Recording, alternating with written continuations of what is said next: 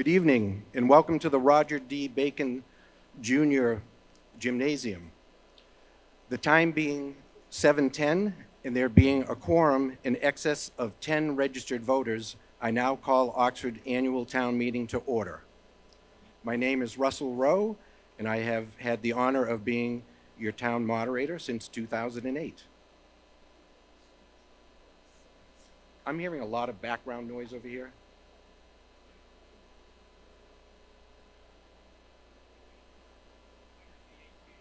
Okay.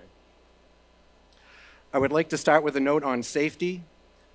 In case of fire or other emergency, the evacuation routes are located to my right, behind me, and to my far left, which is the way most of you came in, and there are additional exits in the rear to the right of the gymnasium. If we do have an emergency, please check to see if anyone near you needs assistance, especially if they are disabled. Now, please rise if you are able. Ladies and gentlemen, with hats in hands and hands over hearts, please stand to honor America as our flag is presented for the playing of the National Anthem, which is located above and to my left, followed by the Pledge of Allegiance and a moment of silence.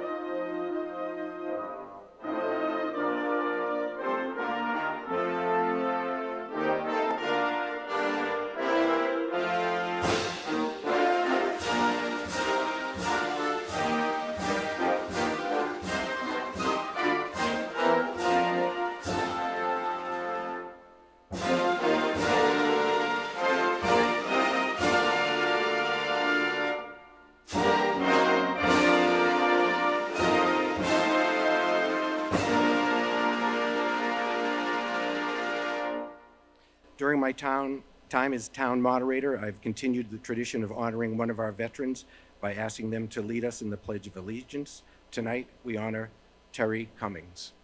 Terry?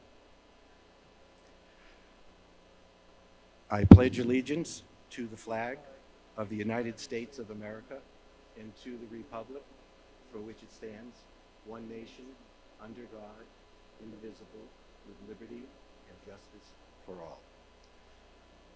Please remain standing. I'd like to take a moment now to honor the memory of any town residents and employees who have passed away since our previous town meeting, with special thanks to those who volunteer their time to make Oxford a better community, including some recent deaths. Frederick Allen Hull, who was a member of the Bay Path School Committee for many decades, Carolyn Adams, who was a poll worker for many decades, Jeffrey Wilson, former fire chief, and Olive Prunier, who was one of my mentors. A moment of silence, please. Thank you for your attention. Please be seated.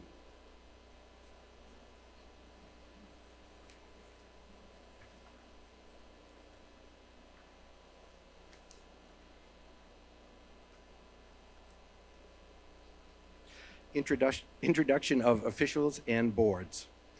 I'm going to ask, as I call out a town official or a board, if you could just briefly stand up just so the people in the audience can see who you are. I'm going to start with our town council, to my left, our town clerk and assistant town clerk, our town manager and assistant to the town manager, our finance director, Treasurer Collector and Assistant Treasurer Collector, Town Assessor, Director of Planning and Economic Development, DPW Director, our Police Chief, Fire Chief, and for boards, we have our members of the Board of Selectmen, Oxford School Committee, and our interim Superintendent of Schools, Southern Worcester County Regional Vocational School Committee, better known as BayPath, and Superintendent, our Planning Board, and our Finance Committee. The Finance Committee is appointed by the town moderator and is especially important at town meeting because they represent you, the residents and voters of Oxford. They are your eyes and ears. Each and every article presented tonight is debated in advance of town meeting, and the Finance Committee will give their recommendation before each vote. Parliamentary Procedure. The town of Oxford uses town meeting time as their official handbook of parliamentary law. A copy is available at the Oxford Free Public Library.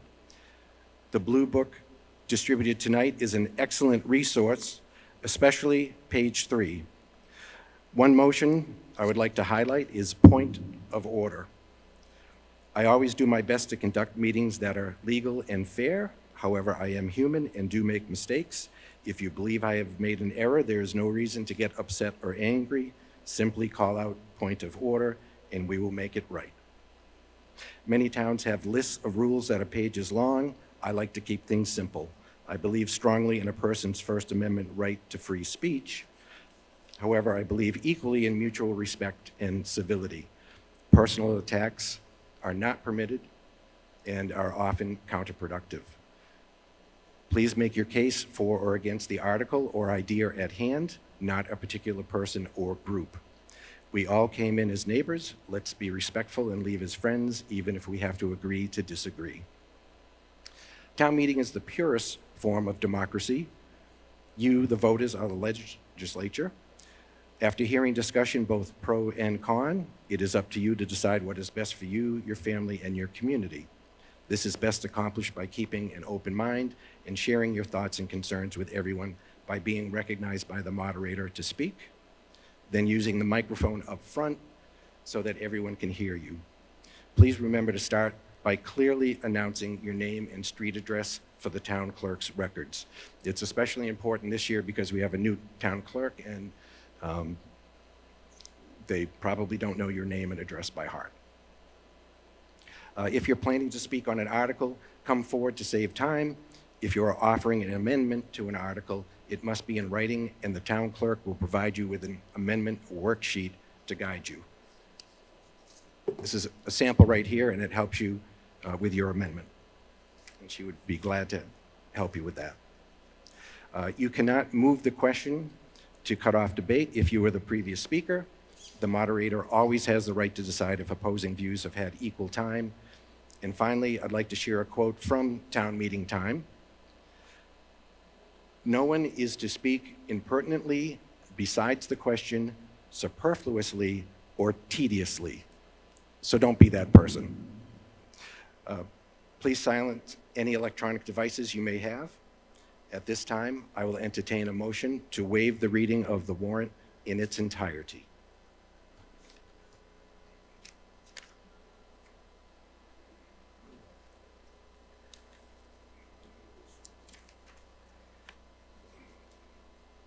Mr. Moderator, I move to waive the reading of the warrant in its entirety.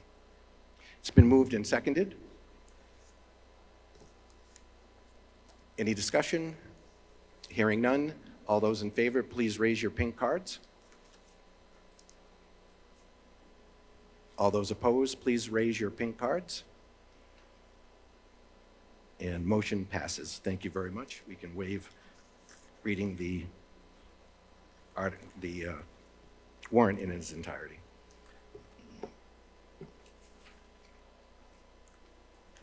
And that should bring us to Article 1.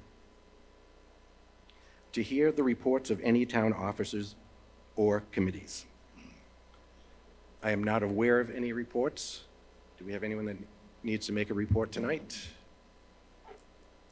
Hearing none, we'll move on. Article 2, to see if the town will vote to raise by taxation or transfer from available funds and appropriate a sum of money to pay unpaid bills of a prior fiscal year or act thereon. This is sponsored by the town manager. Mr. Moderator, I move that Article 2 is passed over. Article 2, it's been moved and seconded to pass over.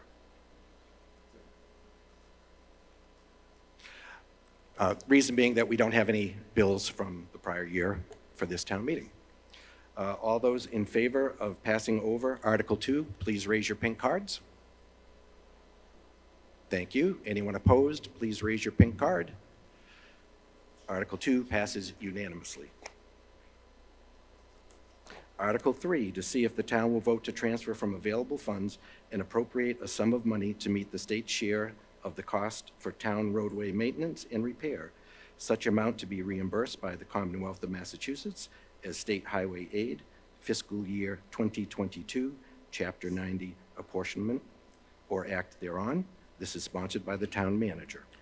Mr. Moderator, I move that the sum of $507,767 be appropriated from the Commonwealth of Massachusetts State Highway Aid fiscal year 2022, Chapter 90 apportionment account to meet the state's share of the cost for the town road maintenance and repair, such amount to be reimbursed by the Commonwealth of Massachusetts. It's been moved and seconded. Just to be clear, the dollar amount is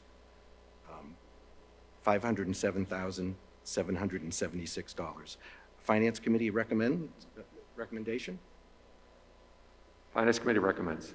The Finance Committee does recommend. Any questions or comments on Article 3?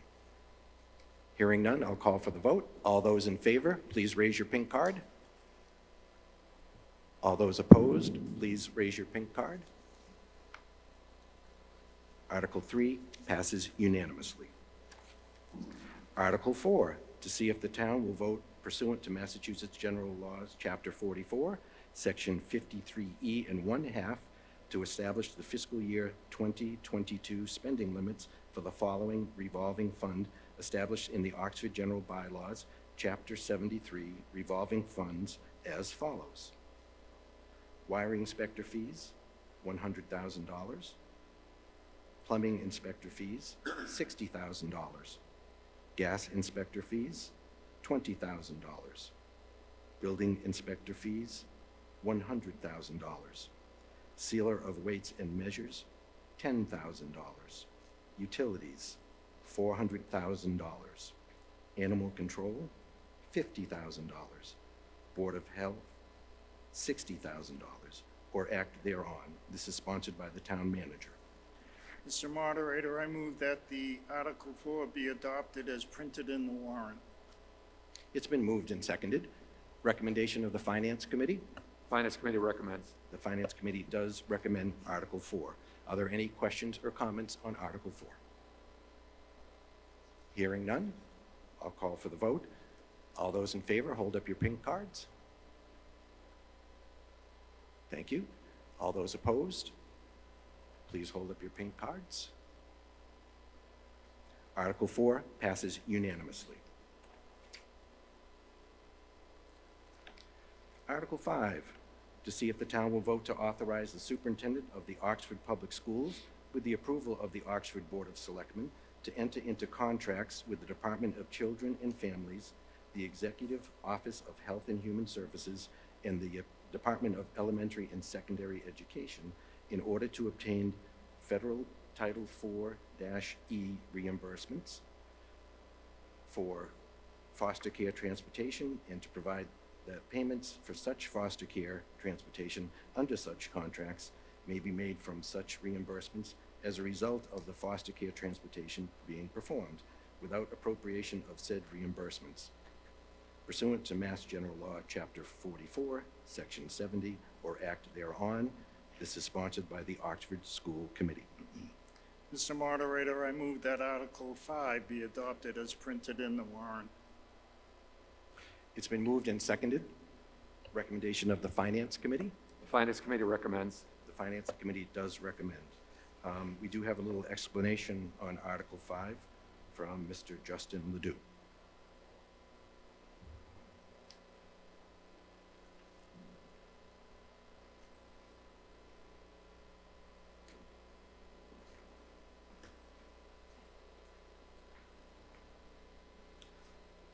Thank you, Mr. Moderator. My name is Justin Ledoux. I'm the school business manager.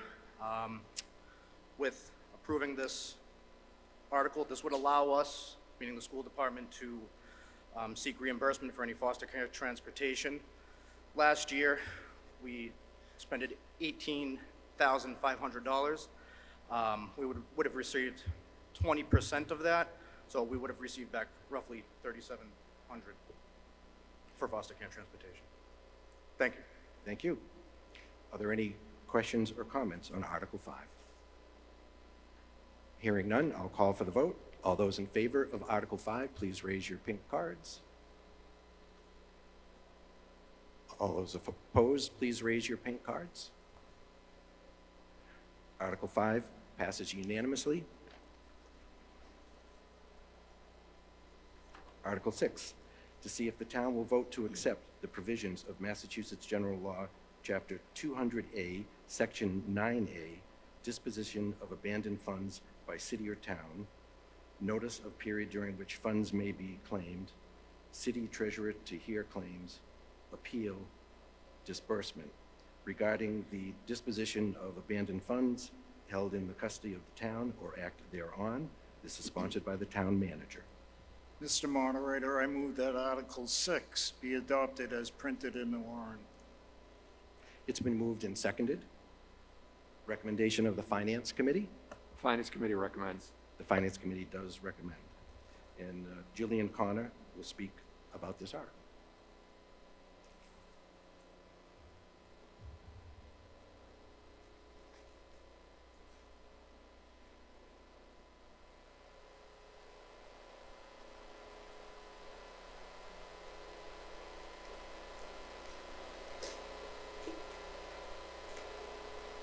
Thank you, Mr. Moderator.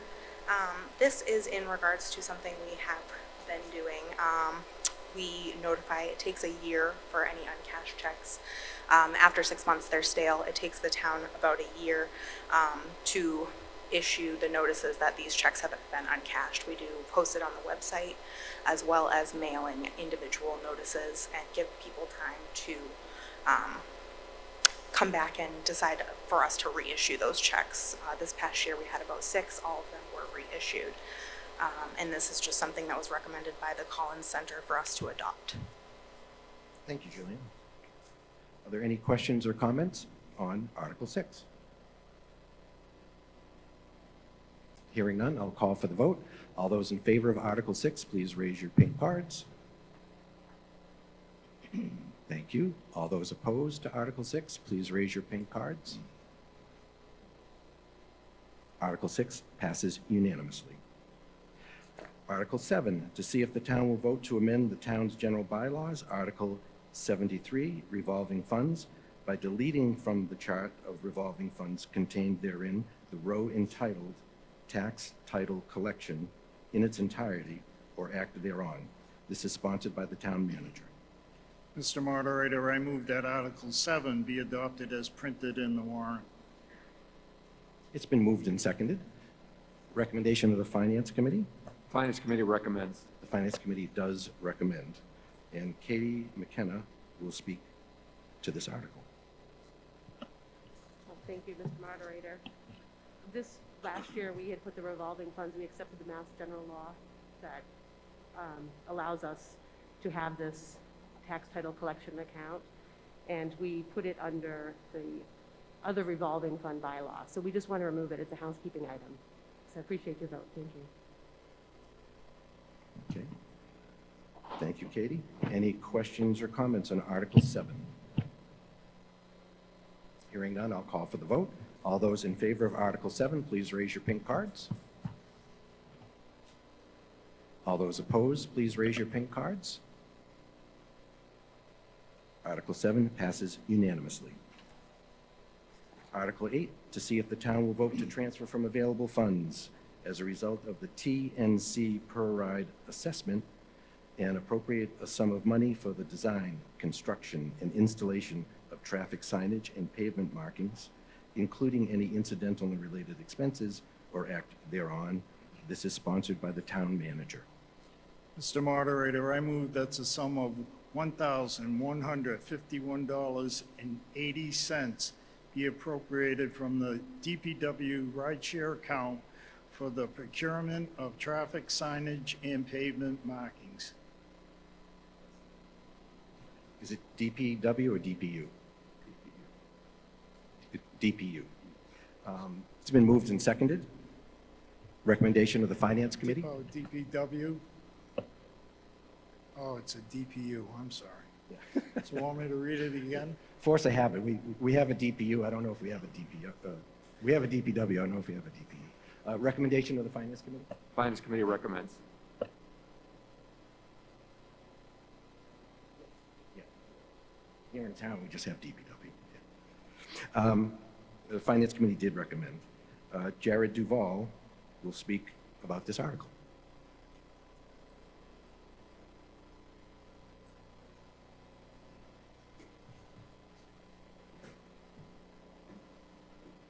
Thank you, Mr. Moderator. So as stated in the explanation of the article, these funds are to be appropriated for use, the impact on the transportation network in town. So given it's a relatively small sum, we've decided that this money, or we're proposing that the money be used for improvements to the town's signage and/or traffic pavement markings. We feel that it'd have a more appreciable impact, let's say to buy new signage to meet the MUTCD standards. So that's what's before you here tonight. Thank you. Thank you, Jared. Any questions or comments on Article 8? Hearing none, I'll call for the vote. All those in favor of Article 8, please raise your cards. Thank you. All those opposed to Article 8, please raise your pink card. Article 8 passes.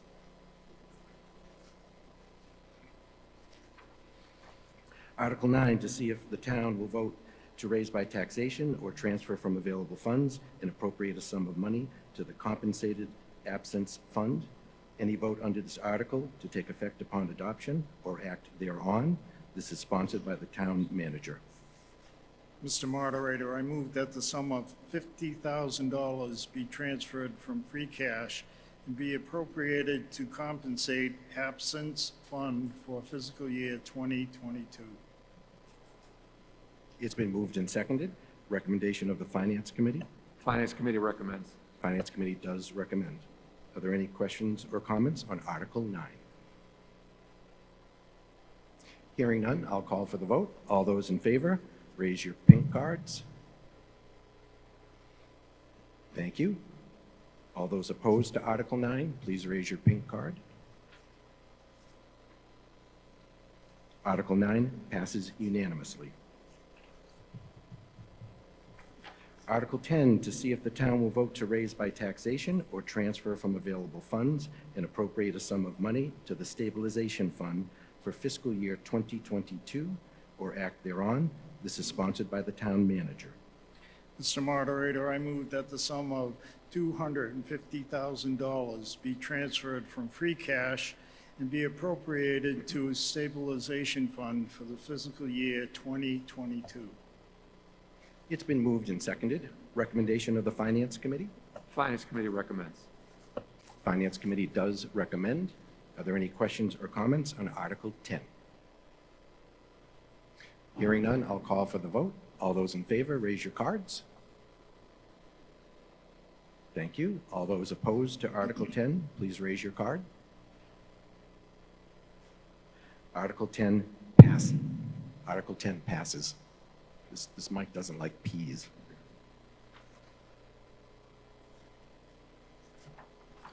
Article 11, to see if the town will vote to raise by taxation or transfer from available funds and appropriate a sum of money to the Other Post-Employment Benefits, or OPEB, Liability Trust Fund for fiscal year 2022, or act thereon. This is sponsored by the town manager.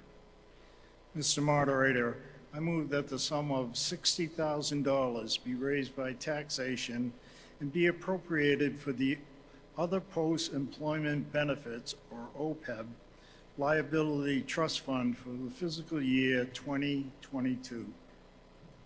It's been moved and seconded. Recommendation of the Finance Committee?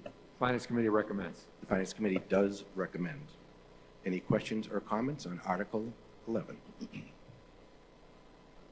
Hearing none, I'll call for the vote. All those in favor, please raise your cards. Thank you.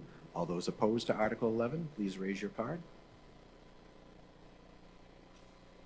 And Article 11 passes unanimously.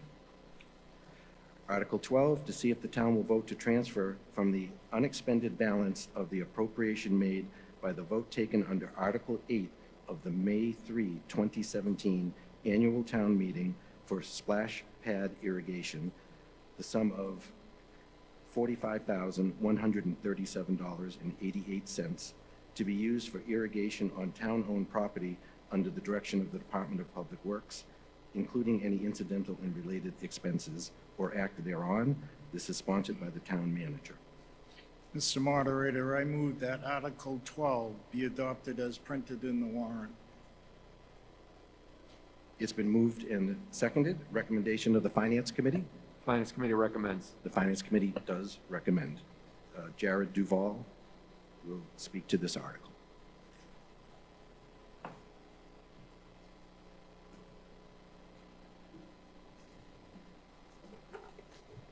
Thank you, Mr. Moderator. So this is for a transfer of funds that were unexpended for splash pad irrigation. The project's, the money was originally intended to recycle water from the splash pad and use it as irrigation on the high school fields, but it just proved to be infeasible. So the goal of this article is to keep that money within the arena of recreation, but use that money for town-owned properties for irrigation. And we've preliminarily identified Rural Field as a likely candidate for this money. And the idea is to protect our investment at Rural Field. Over the course of several years, the town has put forth a lot of money, invested in the fields, spent over $80,000, I think, back in 2011 to redo the soccer fields. We spend about $9,000 annually on weed, fertilizer, and grub control. So to protect our investment, irrigation is necessary up there. We've lost the fields countless times, and it costs money to obviously get the fields reinstated. So this is to protect our investment, and the investments that the town has made already are futile without water, sufficient water. So this money will pay for the actual irrigation equipment to irrigate some portion of Rural Field. Thank you. Thank you, Jared. Any questions or comments on Article 12? Hearing none, I'll call for the vote. All those in favor of Article 12, please raise your cards. Thank you. All those opposed, please raise your cards.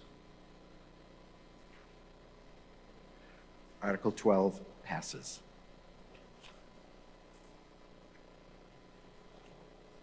Article 13, to see if the town will vote to transfer from the unexpended balance of the appropriation made by the vote taken under Article 10 of the May 1, 2019 annual town meeting for streetlights, the sum of $50,000 to be used for the purchase and installation of paving the Carbuncle Beach parking lot under the direction of the Department of Public Works, including any incidental and related expenses or act thereon. This is sponsored by the town manager. Mr. Moderator, I move that Article 13 be adopted as printed in the warrant. Article 13 is moved and seconded. Recommendation of the Finance Committee. Finance Committee recommends. Recommendation of the Planning Board. Planning Board recommends. The Planning Board does recommend. And Jared Duval will also speak on this article.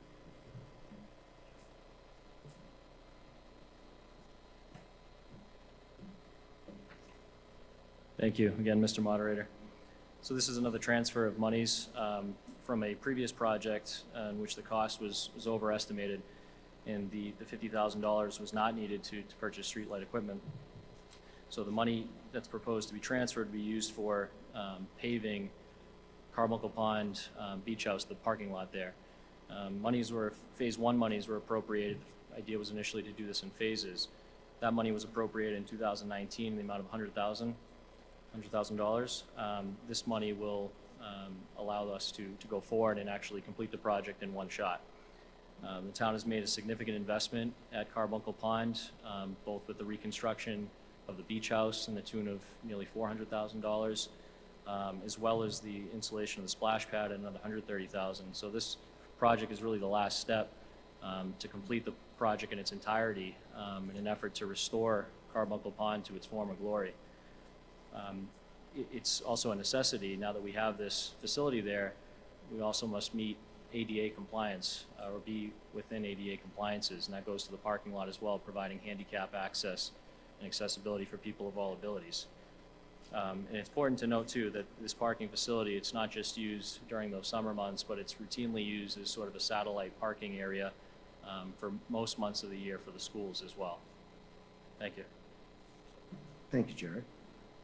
Are there any questions or comments on Article 13? Hearing none, I'll call for the vote. All those in favor of Article 13? Mr. Moderator, I have a quick question, please. I already called for the vote, so I'm sorry, I didn't see you. Cheryl LeBlanc, 11 Foster Street. I'm sorry, you can't speak. I called for the... You didn't see me? I didn't.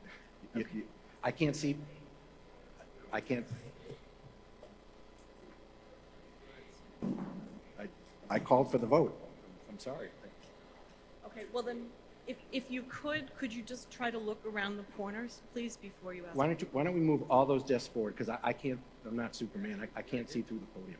Okay, so move the desks forward so you can see. Okay, Or the podium back. It doesn't matter to me, but... okay.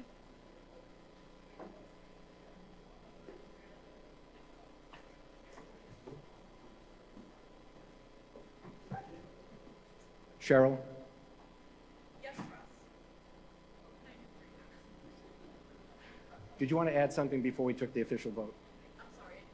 Did you want to share something with us before we take the official vote? Go ahead. Yeah.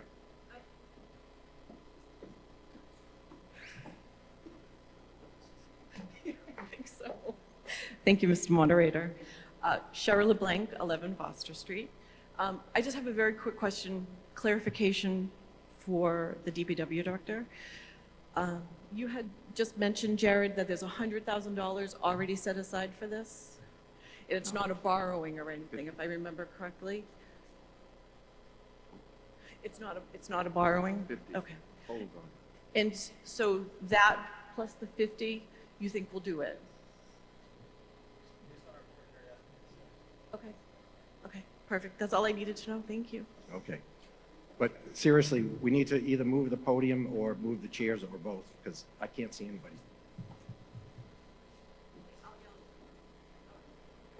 All right. All right, Article 13. All those in favor of Article 13, please raise your cards. Thank you. All those opposed to Article 13, please raise your cards. Article 13 passes.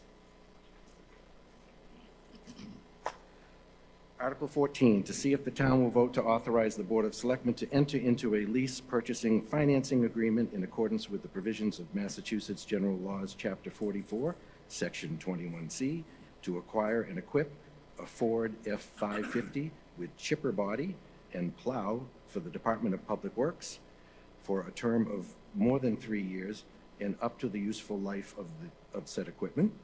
The funding of the first year payment for such agreement having been provided within the capital outlay program of fiscal year 21, as authorized by the vote taken under Article 12 of the June 25, 2020 annual town meeting. Any vote under this article to take effect upon adoption or act thereon. This is sponsored by the town manager. Mr. Moderator, I move to authorize the Board of Selectmen pursuant to the provisions of General Law, Chapter 44, Section 21C, or any other enabling authority to enter into a lease purchase financing agreement for the acquisition of a Ford F-550 with chipper body and plow for the Department of Public Works. The terms of such agreements as stated being less than the useful life of the equipment, the funding of the first year payment for such lease purchase financing agreements having been provided within the capital outlay program for fiscal year 21. It's been moved and seconded. Recommendation of the Finance Committee. Finance Committee recommends. Okay, and this does require a 2/3 vote. Jared Duval will speak to this article.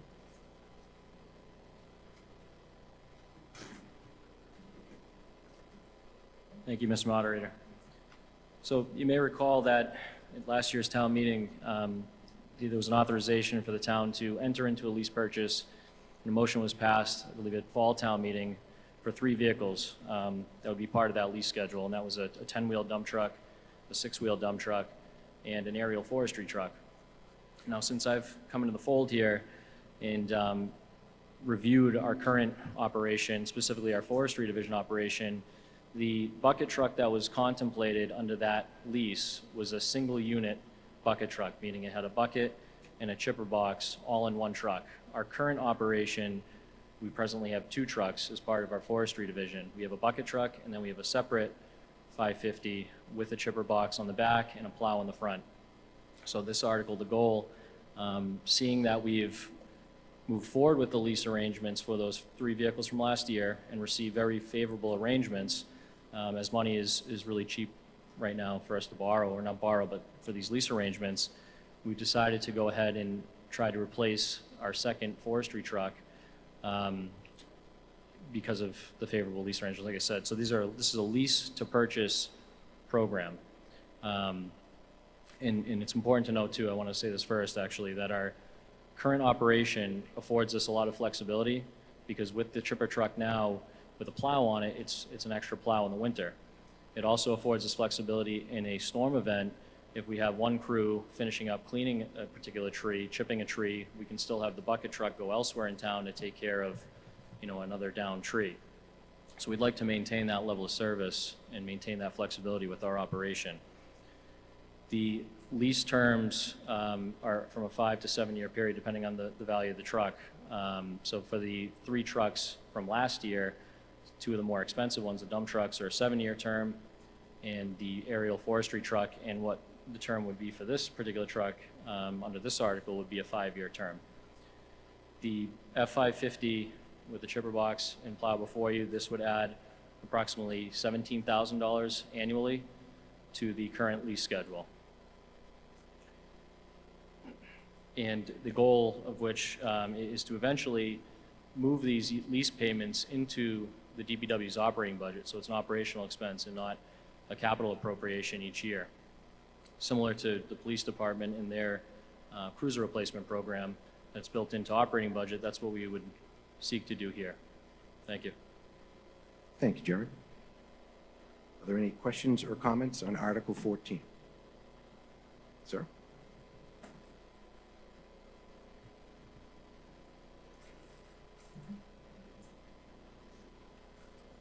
Todd Hammond, 16 Foster Street. Wasn't there a $150,000 appropriation last year for this lease program?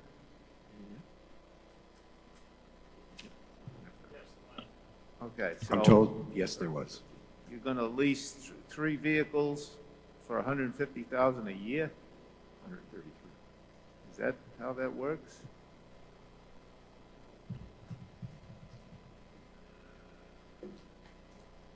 The year 1 payments that were appropriated was $150,000. That $150,000 will be used for the year 1 payments, and based on the estimates, the quotes that we've received back for the vehicles, that payment will drop after year 2, essentially. So you'll see the article following this article is for actually an additional $150,000 for year 2 payments, but then as we move forward from years 3, 4, 5, 6, 7, the payments drop considerably. So they'll drop in years through years 3 through 5, while we're paying for all 3 vehicles, or if this one's added the 4 vehicles, I think it'll be around $120,000, $130,000 a year. And then in years 6 and 7, that'll drop to about $80,000 a year. So you got the 150,000 and you need an additional 17,000? Is that what you said? Is that what I thought I heard? No, sir. This, if we were to move forward with this truck as well, this F-550, it would utilize that $150,000 for year 1 payment. So this would be built into that. We wouldn't be asking for any more money for year 1 payments. Okey-doke. Thank you. Any other questions or comments on Article 14? Hearing none, I'll call for the vote. All those in favor, please raise your cards. Thank you. All those opposed to Article 14, please raise your cards. Article 14 passes. Thank you. I do declare a 2/3 vote on Article 14. Thank you for reminding me. Article 15, to see if the town will vote to raise by taxation or transfer from free cash a sum of money for the fiscal year 22 payment of the lease authorized in Article 3 of the October 7, 2020 special town meeting and Article 14 of the May 5, 2021 annual town meeting, or act thereon. This is sponsored by the town manager. Mr. Moderator, I move that the sum of $150,000 be transferred from free cash and be appropriated for the fiscal year 2022 payment of the lease authorized in Article 3 of the October 7, 2020 special town meeting and Article 14 of the May 5, 2021 annual town meeting. It's been moved and seconded. Recommendation of the Finance Committee? Finance Committee recommends. The Finance Committee does recommend. Jared, do you have anything to add on this one?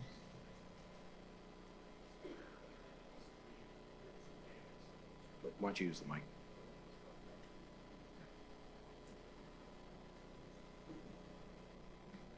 Thank you, Mr. Moderator. So as mentioned, this would be for year 2 payments of that lease program.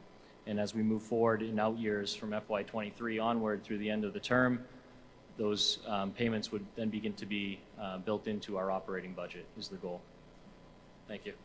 Thank you. Do you have a question? Sure.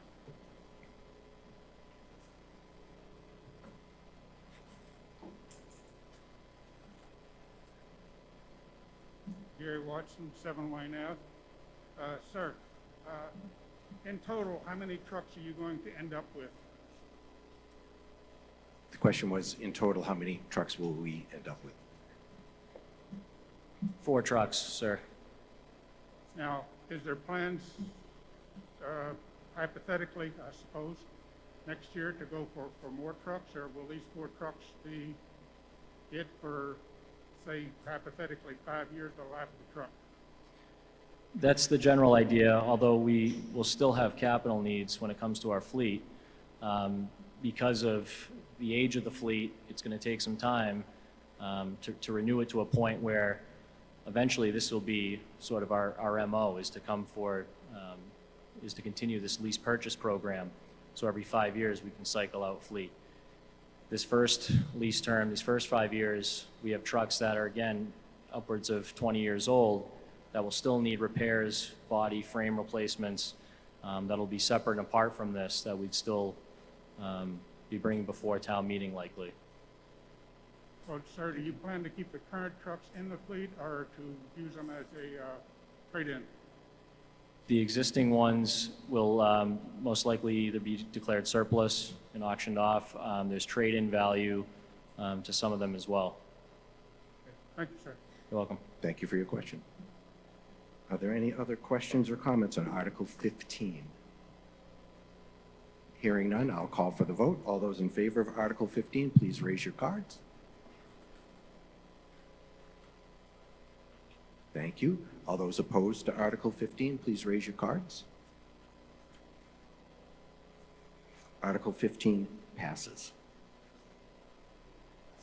Article 16, to determine what sums of money the town will raise by taxation or transfer from available funds and appropriate to defray charges and expenses of the town, including debt and interest, for the fiscal year beginning July 1, 2021, which is fiscal year 2022, or act thereon. This is sponsored by the town manager. I'm going to read each of the department totals in the budget book, which is the blue book that everybody got. Some of the articles are going to be automatically held because we have special wording for some of the departments. Otherwise, if you have a question or a comment about one of the articles, when I read the total for that department, you need to call out hold.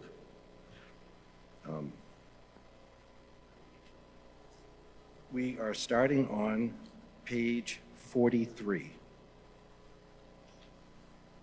So you can turn your book landscape-wise, and page 43 would be on the bottom.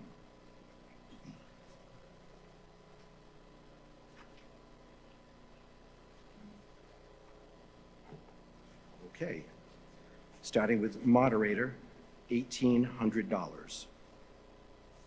Selectmen, $44,650. Town manager, $415,691. Page 44, at the top, Finance Committee, $101,300. On page 45, near the top, Finance Department. Oh, I'm sorry. I don't know if I misspoke. The first one is Finance Committee, which is $101,300. The next one is Finance Department, $1,137,122. I heard hold.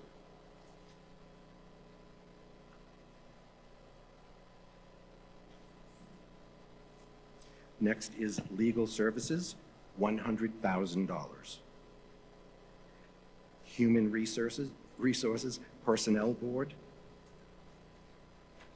$163,157. Town Clerk, $221,762.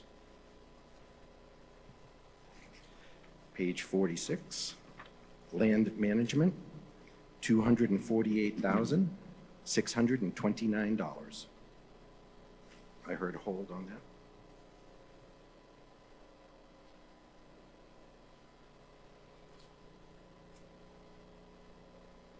Memorial Hall, $130,920. Police, $2,752,951. EMS Fire, $1,147,727. I heard hold on that.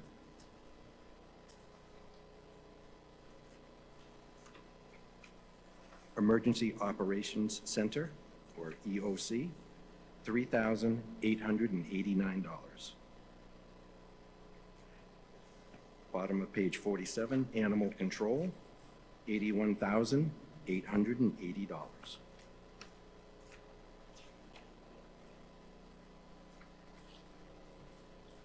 Halfway down the bottom of page 49, Department of Public Works, $3,337,280. Municipal Utilities, $415,000. Did somebody say hold? Oh. Page 50, about halfway down, Council on Aging total is $162,992. I heard hold on that.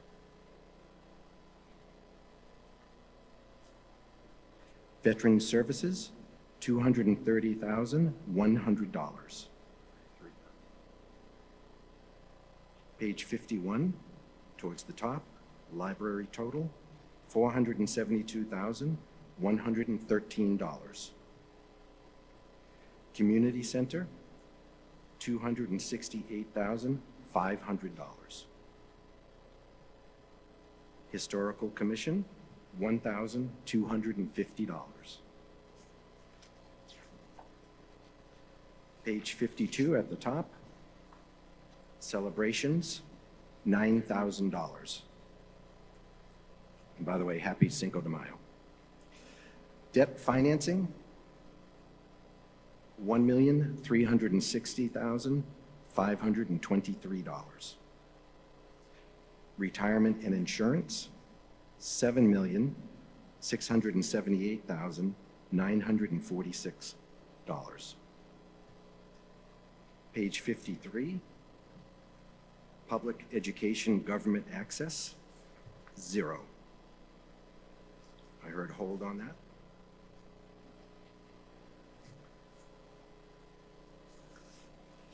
Sewer enterprise, 0.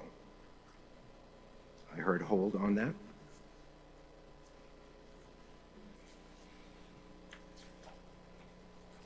Page 54, water enterprise, 0.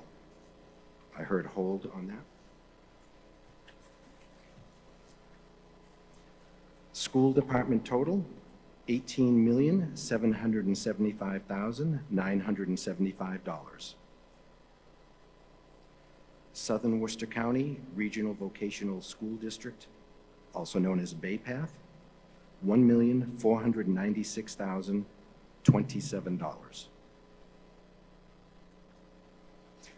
And that brings us to the end.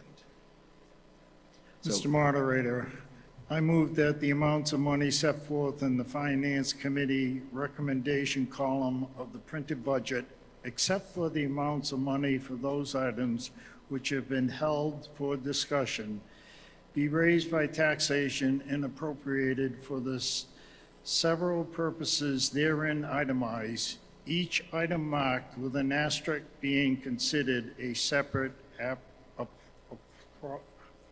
appropriation. It's been moved and seconded. I guess we don't need a recommendation from the Finance Committee because they approved it, but recommendation of the Finance Committee? Finance Committee recommends. Finance Committee does recommend. All right, all those in favor of the budgets, not including the holds that were mentioned, hold up your cards.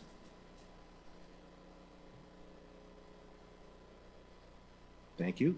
All those opposed, please hold up your cards.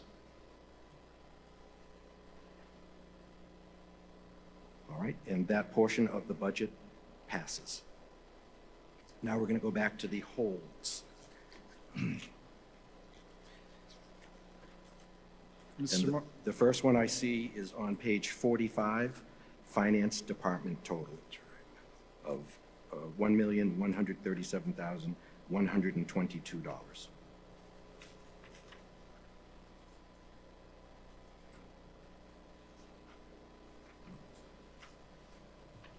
And we, Mr. Blash, Ennis Road.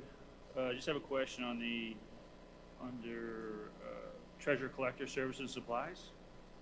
So we go from a budget vote of around 70,000. I'm sorry, say it again. Under Treasurer Collector Services and Supplies.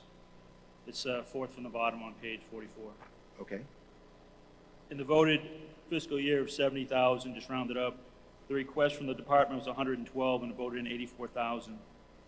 What was 112? What was the discrepancy? It was almost doubled. What's the money going to be appropriated for? Or what was it to be appropriated for? Okay, I'm going to just hold you for a second because you threw me off for a second. So we need a motion in a second, and then I'll get to your question. We didn't have the wording pre-written on this, so.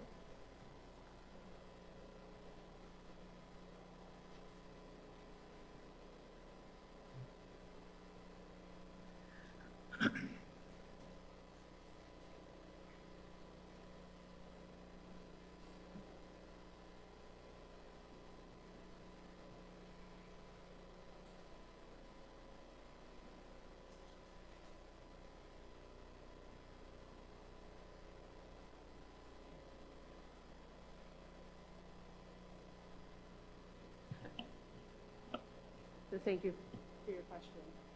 One of the items that we But we need a motion and a second. I thought we were just doing this.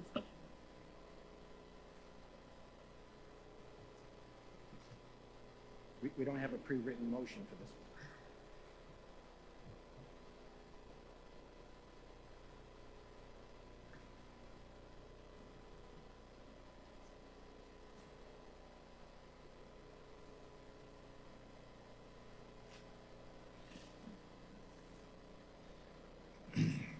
Mr. Moderator, I move that the sum of $1,137,122 be raised by taxation and appropriated for the fiscal year 2022 Finance Department budget.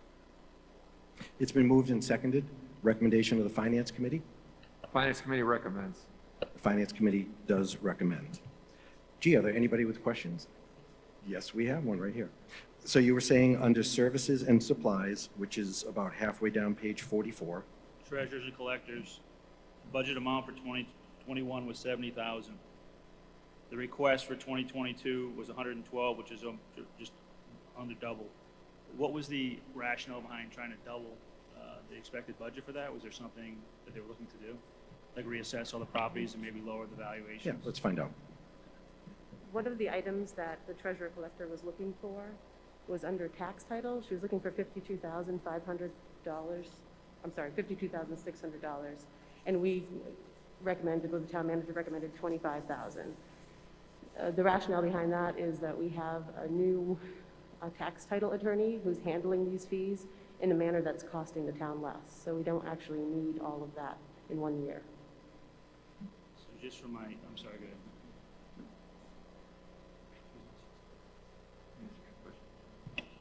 Ms. Moore.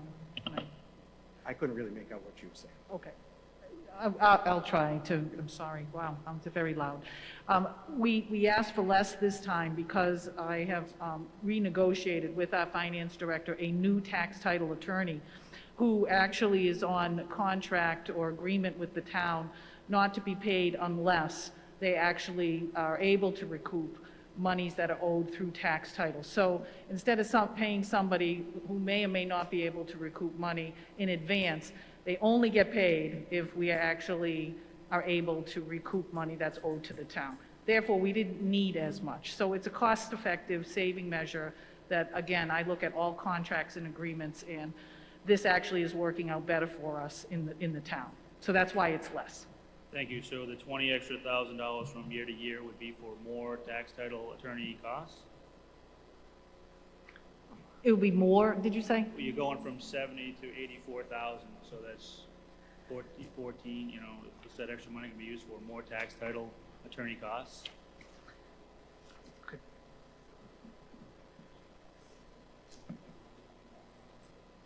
Oh, you're looking at FY '21 versus '22. Yeah, there are overall increases. They're Slight incremental, yes, I'm so sorry. It's very hard to hear. I know you can hear me, but it's harder to hear that way.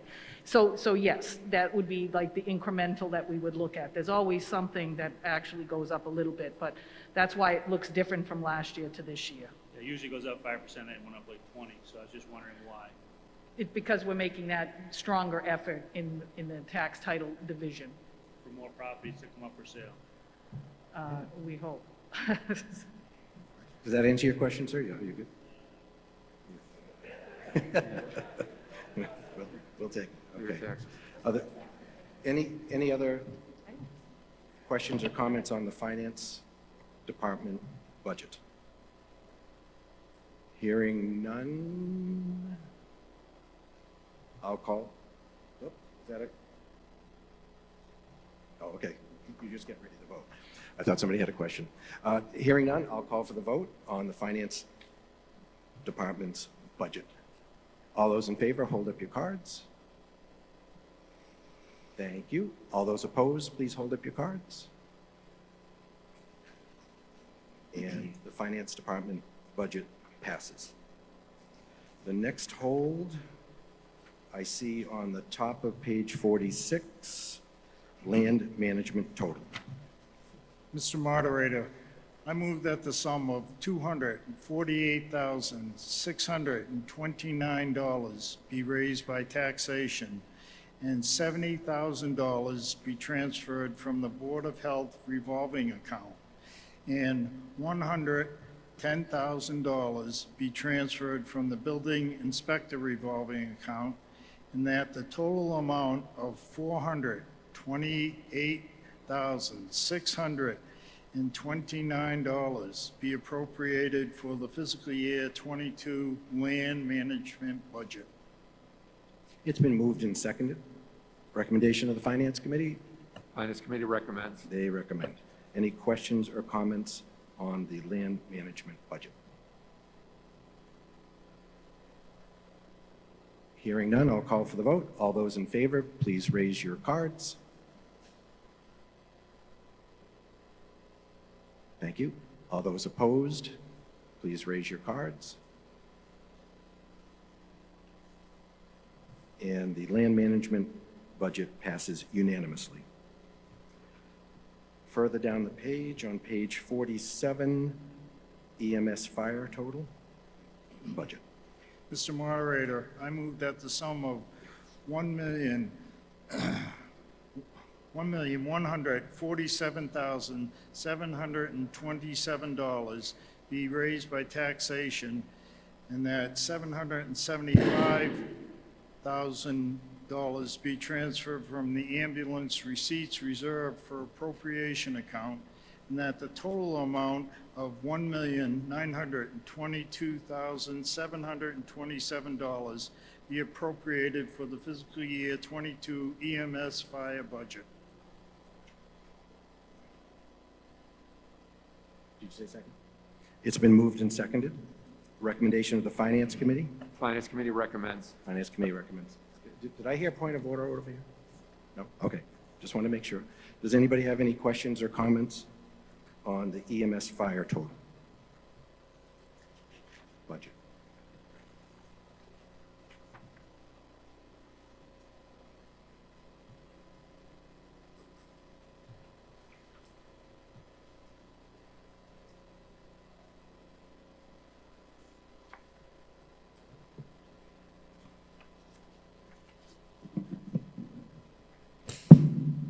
Sorry. Cindy Bathgate, 30 Thayer Pond Drive.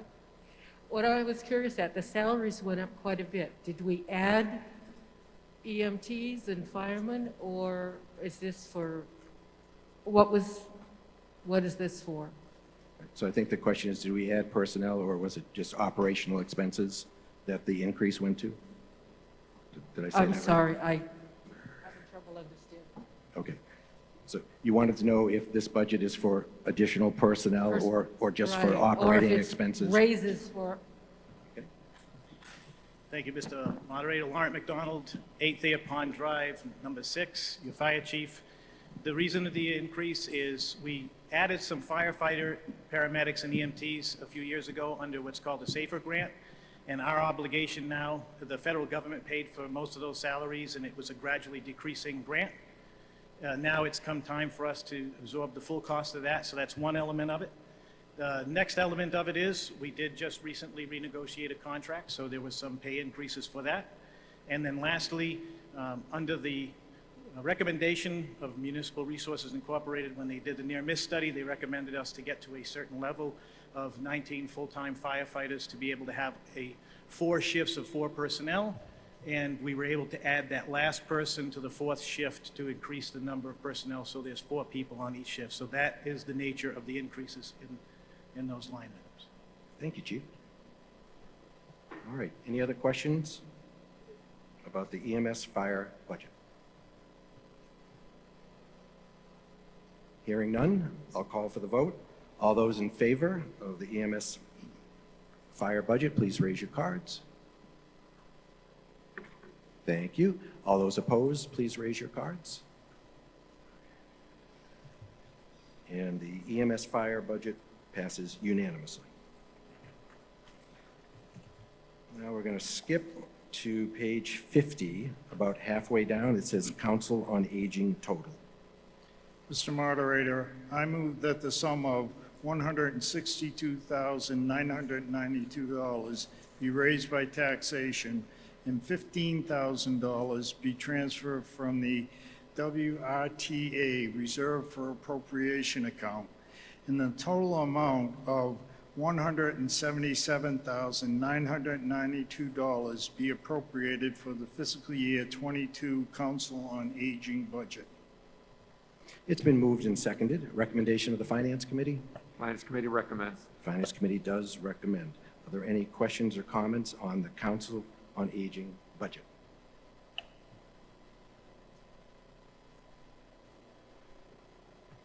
Hearing none, I'll call for the vote. All those in favor, please raise your cards.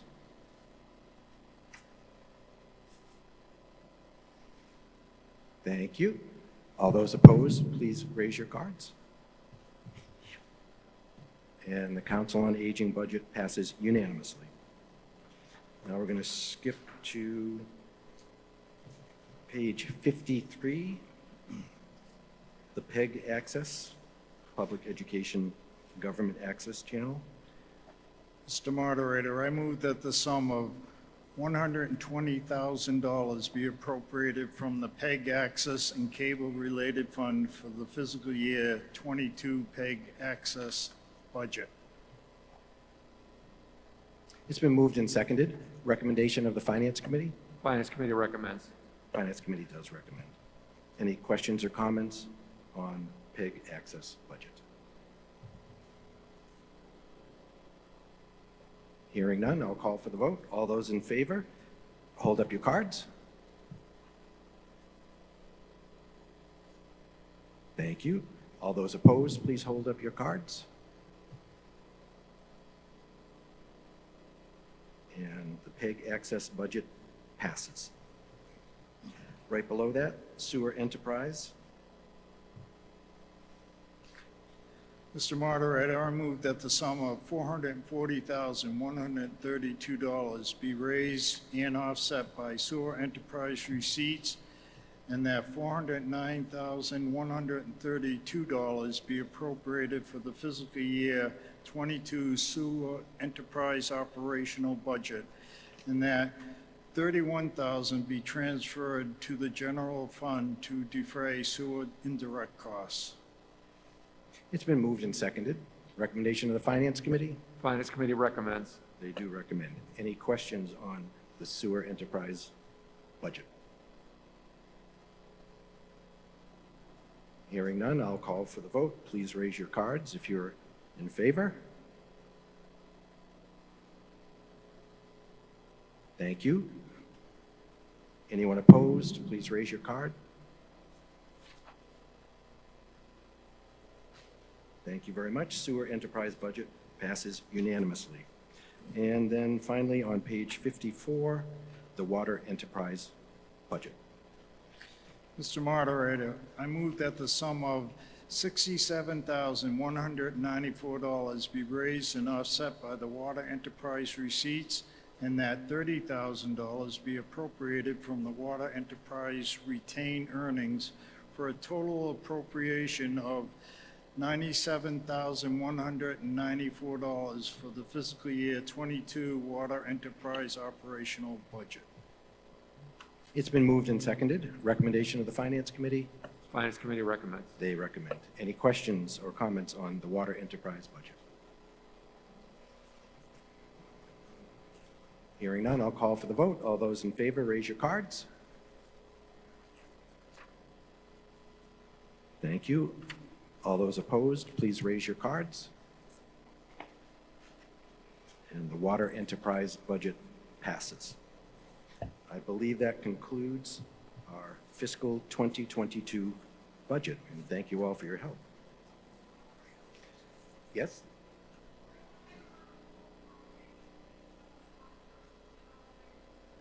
It's already been voted.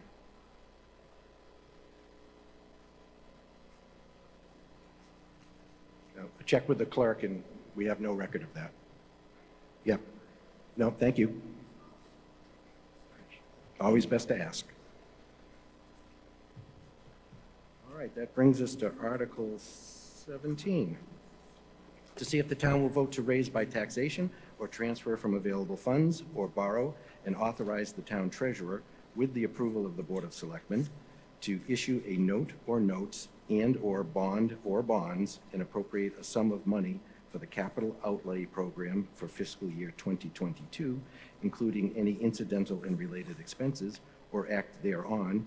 This is sponsored by the town manager. I want to advise the audience that the list of capital requests is on page, if anybody finds it before me, 56 of the budget book. Due to the limited availability of funds and the nature of the requested purchases, staff has proposed and the Finance Committee recommends the following items.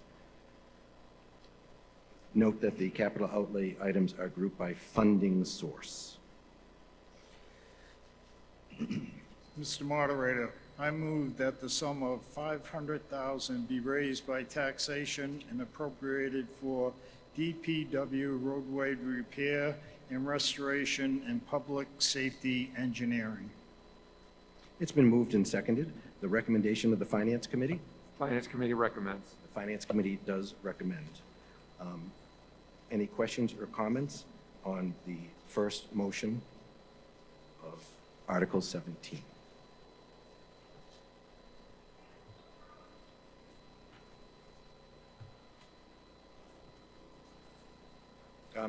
Can you state your name and address for the...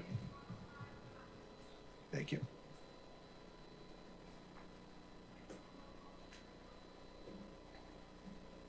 Thank you, Mr. Moderator. So this money, as many of you may know, this is used to supplement the approximately $500,000 we get from Chapter 90 for an annual budget around $1 million. And for years, we've been saying that that's the money necessary to, at the very least, maintain the town's overall pavement condition network or pavement condition index. So with that money, what we're aiming to do is, in this spring, you may have seen that we've recently shimmed and overlaid a few local streets that we just completed actually earlier this week. What we aim to do with this money is look at priority streets, which happen to be more of our arterial streets, such as Sutton Ave. I'm sure most of you have seen how Sutton Ave has fallen into a state of disrepair. Two different segments of Sutton Ave, from Orchard Hill to Sacarapa, and then there's another segment from Turk Hollow up to the town line near Douglas Road. So one of the projects we aim to complete this year would be the first segment of Sutton Ave coming down the hill there towards Orchard Hill. It's very rutted. There's been some drainage issues that have been prevalent throughout the winter. The problem with the state of repair that road is in and the need to do drainage improvements is that it comes at a steep cost. So that project, our preliminary estimates are around $750,000. So that's about 3/4 of the total budget. With the remaining funds, we'd look to complete another shim and overlay project similar to what you've seen earlier this week, early in the spring, $200,000 to $250,000 of which could get us quite a few streets if we do that same repair alternative. Our pavement management system, we analyze streets based on condition, based on traffic volume.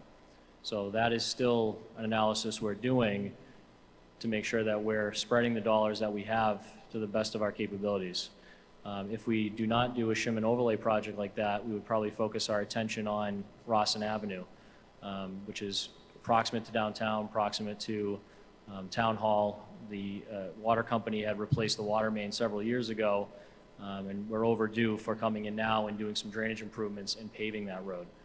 So between Sutton Ave, Rawson Ave, or a few neighborhood streets, that's what we're looking to accomplish with this money plus the Chapter 90 money. Thank you. Thank you, Jerry. Any other questions on the motion in front of us? Hearing none, I'll call for the vote. All those in favor, raise your cards. Thank you. All those opposed, please raise your cards.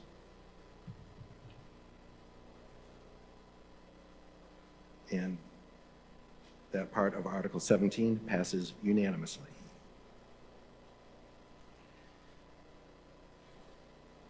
Second section? Mr. Moderator, I move that the sum of $1,700,000 be transferred from free cash and appropriated for the following items, each item being considered a separate appropriation.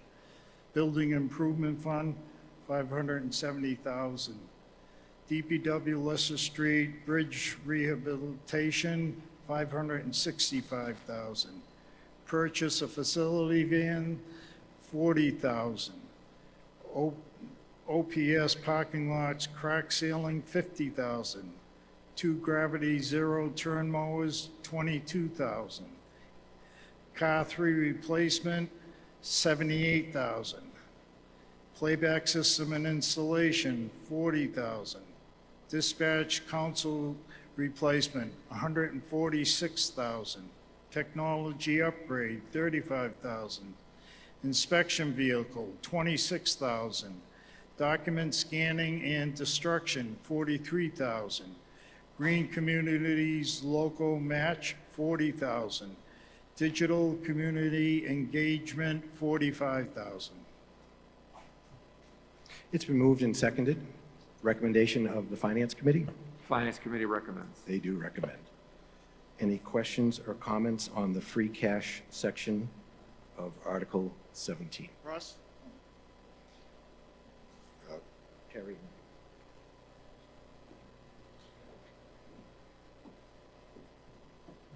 Terry Cummings, 9 Locust Street.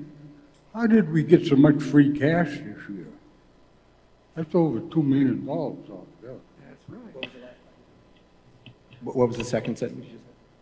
I didn't hear the last part you said. The total of free cash so far, that's over $2 million. How did we get so much of it? Grants. If I may, Mr. Moderator, one of the claims of money being free cash, it's not free. What it is actually looking at all monies that have either not been expended or monies we have chased down to be reimbursed or contracts that might have been favorable that we had anticipated to come in at a higher amount, and also chased down grant money. If you will look in your books, this is one part of the budget aspect that I'm very, very particularly proud of because the finance director and I have worked tirelessly since 2018 to raise our certification for free cash. That has come for looking at any monies that have been owed to the town and any monies that we could leverage in terms of finding grant money to offset what we might have thought we needed in a budgetary or capital needs. We have more than 4 times raised the amount of free cash. Now, free cash is one-time money. It should not be used for operational budgeting. We now are able to reach almost we have reached the threshold for free cash that is recommended by the Department of Revenue. It is a indicator of the stability of the financial situation of the town. The more that you're able to do that, that means we don't go to the taxpayer to fund things through borrowing as much. It means we're getting through our deferred maintenance program in a way that is using one-time money and not using it from the operational budget, which is all of the recommendations from the Department of Revenue. So it is important to maintain that, to chase those monies down. Now, you can't always have really high amounts. It depends on what's happening on all of those fronts where we either collect or save money in a given year. But this means that we have been able to actually put millions of dollars towards our capital program, which helps our bond rating, and it also shows that we're not actually taking care of the infrastructure of the town.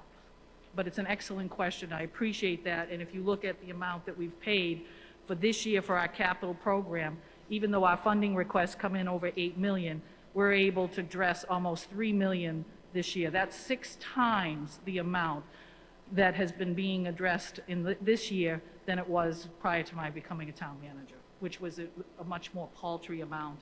So this is very important, and it's a way of using money in a good manner. Thank you, Terry, for your question. Thank you. Selectman LeBlanc. Thank you, Mr. Moderator. Cheryl LeBlanc over at 11 Foster Street. If, Mr. Moderator, if I could I ask the department heads or whoever is here to provide a little bit better explanation in regards to the Building Improvement Fund, the Car 3 replacement for EMS Fire, the PEG access, and the police dispatch and tech upgrades. So the first one was building improvement, Yeah, the Building Improvement Fund, EMS fire, and I'm sorry. what was EMS Fire, the PEG access, and the 2 police items. it? Very good. Thank you.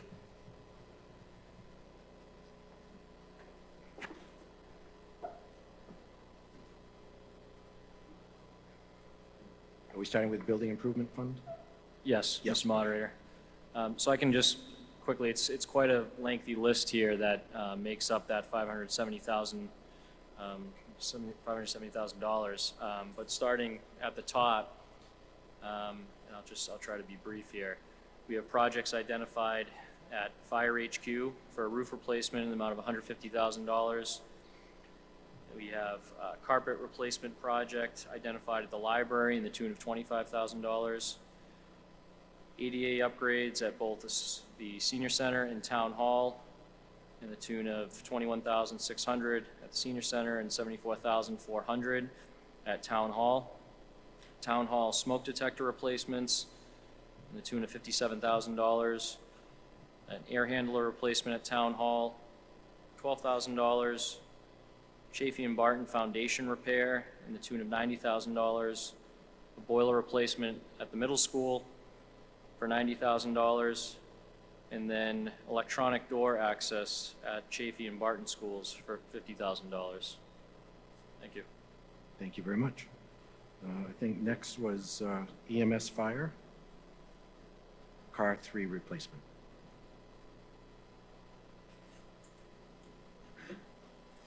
Thank you, Mr. Moderator. Again, Lawrence McDonald, 8 Thayer Pond Drive, number 6, Fire Chief.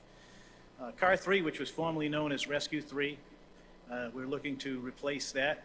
It's a 2000 Ford F-350 pickup that has a snowplow on it. It's used to remove snow at both fire stations, as well as pull a various number of utility trailers that we have. Those of you who follow us on our website can see that we have a boat, a marine unit. We have the mass casualty response trailer, which is a resource of the state that we have staged up at Station 2. We also have a UTV trailer that hauls around a UTV that we use for forestry firefighting to get us into the trails in areas where vehicles are not accessible. So this has a wide and varied use. In the past, it was called Rescue 3, but under a presidential order back in the early 2000s as a result of 9/11, the fire service has type resourced specific vehicles. So when I took over the fire department, I reassessed our vehicle fleet and renamed it to Car 3, but it's a support vehicle. The benefits of replacing this truck is we're going to look to get an F-550 or equivalent, somewhere within that range, that the vehicle, because this vehicle obviously at 21 years old and the rot and damage to the vehicle over its use just from natural use. It's reached the end of its service life, which is recommended for 10 years, and we're twice over that. We need additional towing capacity because another resource we have is a very large 26-foot or better District 7 Technical Rescue Collapse trailer, which is now at Station 1 headquarters. So we're going to need something that's going to be able to tow that. This vehicle will be able to carry equipment that was formerly carried on the current vehicle. It gives us the capacity to still be able to plow and clear the stations when we have snowstorms. This price includes all the equipment that is needed to make it operational, including radio package, emergency lighting, et cetera. So some of the problems with the current vehicle, its oil can was plugged and had to be welded in order to be fixed. And really it's just not worth sinking any more money to. Thank you, Chief. And I think the other two questions involve the police department.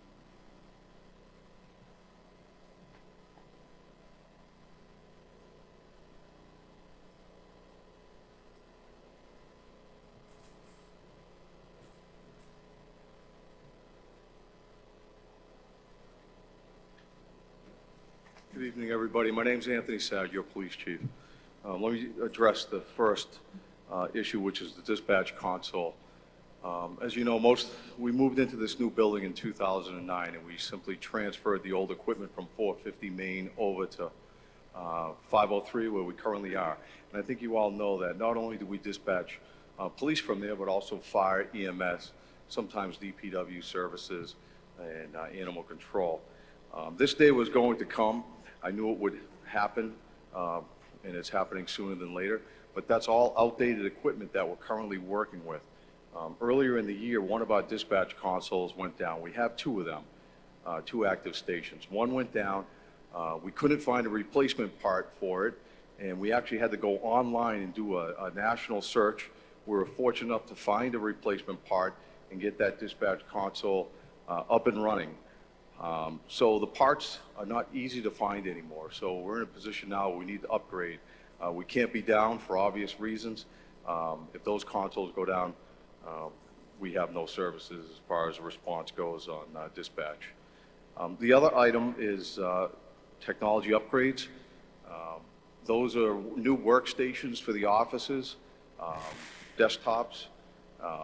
Those are more than 10 years old right now, and as we know, every few years we update our own computers at home. Well, it's been long overdue here, and we've actually had a couple of systems that have crashed and offices have lost information, and that's not a good thing, obviously. So we're looking to upgrade that. And another part of that expense is the radar units in the cruisers. Those are also aging 10 plus years as well, and we can no longer find replacement parts for those. So that particular expense under the technology upgrade would cover the $35,000. So $146 for the dispatch console replacements, which would upgrade them totally brand new, and the radar units and desktops for the offices at $35,000. Thank you, Chief. You're welcome. Any other questions on the second section of Article 17? Hearing none, I'll call for the vote. I didn't see your hand. Okay. Yeah. If you have something to say, please stand and raise your hand so I can see. And also, to save time, you can head up towards the mic. The Digital Community Engagement Board, what is that? Is that a fancy name for an electronic billboard? Pretty much, yes. But we applied for a grant that we had to actually term it that way. So yes, it is that, but it is more than just that. If you look outside our town hall, you will see a board that is more of a hand marquee board that is not able to change when we need to get out important warnings to the town. We have no ability to actually make any changes unless we send someone out to actually do that. So I wanted you to know that it's very old and it's archaic, and it really hampers our ability to communicate with the public. So what we're hoping that we'll replace it with is something much more interactive, and also something that will be timely and used by our emergency personnel as well to alert the public when we have an emergency, which is something that we don't have currently. Thank you.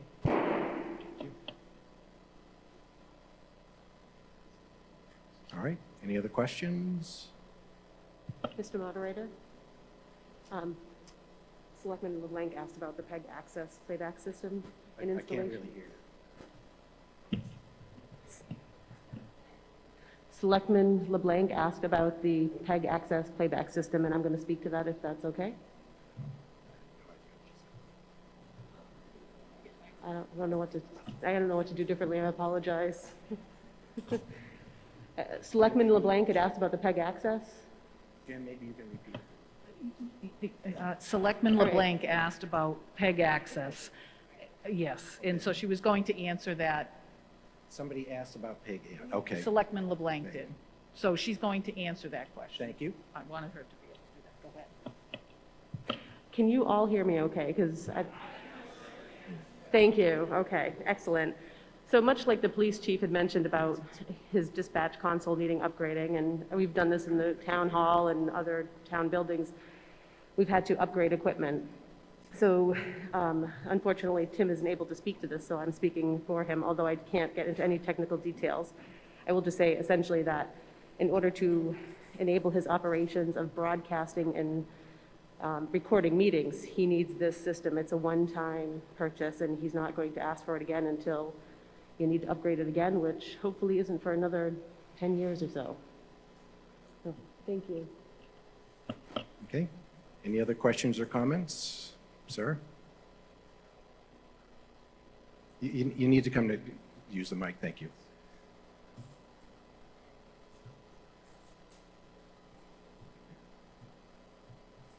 The other reason we need to use the mic is because it's being recorded, and if you're in the back, they won't be able to hear. Hi, I'm Jim Goodell, 485 Main Street. Just a question about the PEG access equipment. Does that allow for streaming or just over the cable? I think this is for the cable access itself. Right now, the streaming is going through YouTube, and I don't think he needs this for that particular service. Okay, thanks. Thank you. All right. Yes, it will allow streaming. Any other questions or comments? I see a hand over here.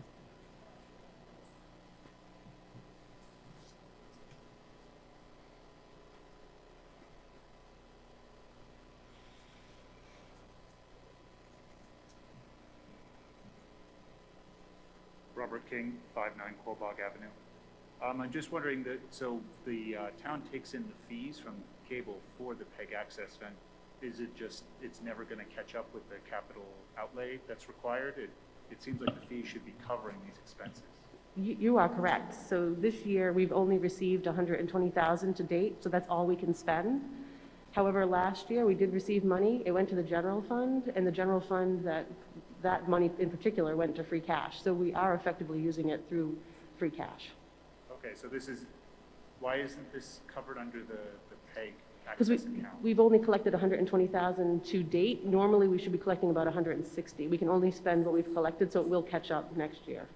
Okay, so this keeps coming up because of the mismatch in the timing of when the revenue comes in? And so that Well, should get the 40. we just switched it over from the way it was going through the town books before. We had to switch it per the Department of Revenue, so we had to put it into the general fund, and then we couldn't spend it, we can't spend it until we collect it, so this is the first year we're able to collect it and spend it, so we're catching up this year. So in the future, we shouldn't expect to have another capital outlay in like 10 years when the equipment needs replacement. It should be part of this fund. Yes, and you might see it under here, but the funding source would be from the PEG access funds. Thank you. Thank you. Thank you for your question. All right. I do not see any more hands, so I'm going to call for a vote on the second motion under Article 17, which has to do with the free cash. All those in favor, please raise your cards. Thank you. All those opposed, please raise your cards. And the motion passes. Now to the third section, bond authorization. Mr. Moderator, I move that $685,000 be appropriated to purchase a fire truck replacing fire engine number 1 and rescue 1, including the payment of all costs incidental and related thereto, that to meet this appropriation, the treasurer, with the approval of the selectmen, is authorized to borrow said amount under and pursuant to General Law, Chapter 44, Section 7, parentheses 1, or pursuant to any other enabling authority, and to issue bonds or notes of the town therefore. Any premium received upon the sale of any bonds or notes approved by this vote, less any such premium applied to the payment of the cost of issuance of such bonds or notes, may be applied to the payment of costs approved by this vote in accordance with General Law, Chapter 44, Section 20, thereby reducing the amount authorized to be borrowed to pay such costs by a like amount. It's been moved and seconded. Recommendation of the Finance Committee. Finance Committee recommends. Finance Committee does recommend, and this also requires a 2/3 vote. Are there any questions or comments on this motion? Sir? Chris Everett, 8 Old Worcester Road. We are replacing 2 trucks with 2 trucks, or 2 trucks with 1 truck?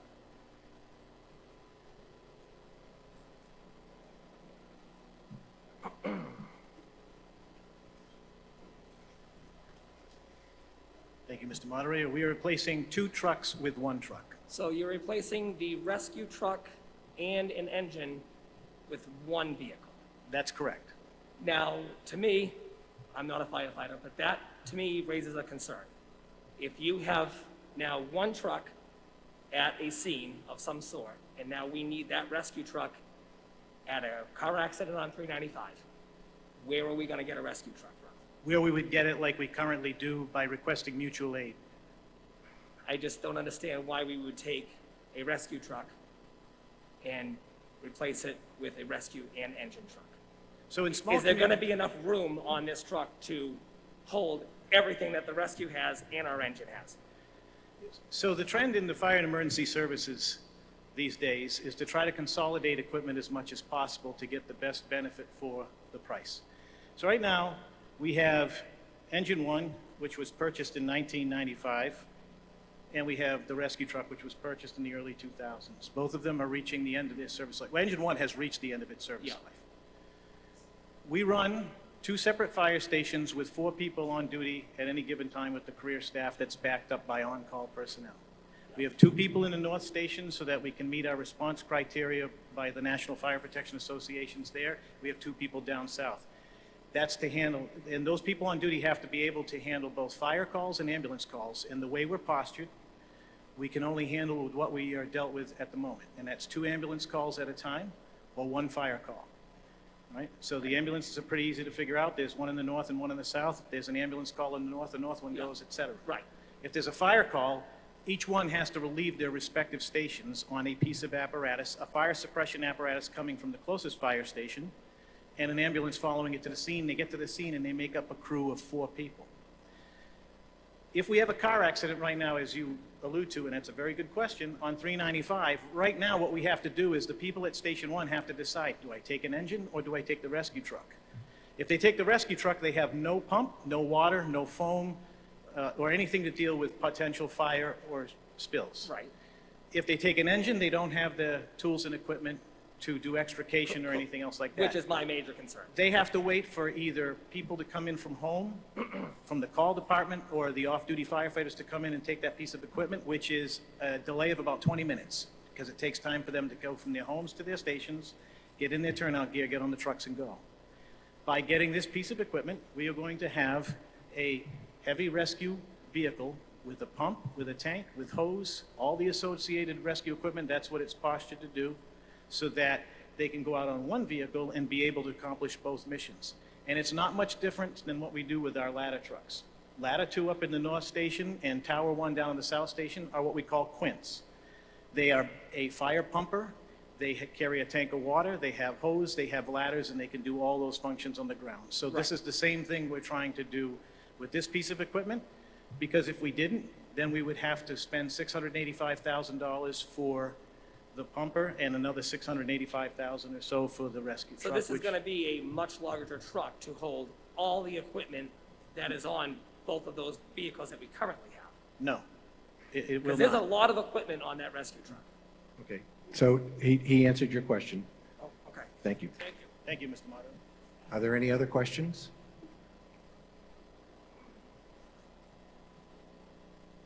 Looking around, I don't see any, so we're going to call for the vote on the third motion under Article 17. All those in favor, please hold up your cards. Thank you. All those opposed, please hold up your cards. And the motion passes. I do declare a 2/3 vote.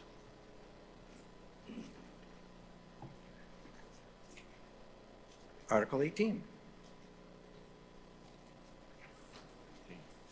To see if the town will vote to amend the Oxford General Bylaws, Chapter 43, by replacing the title boating with the title pond use, and by amending Section 1 by inserting the following sentence at the end thereof.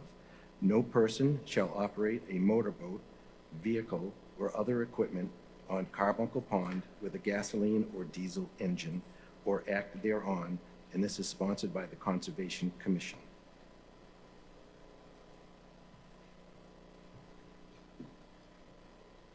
Now, just a heads up, I read what the article says. Listen to the motion.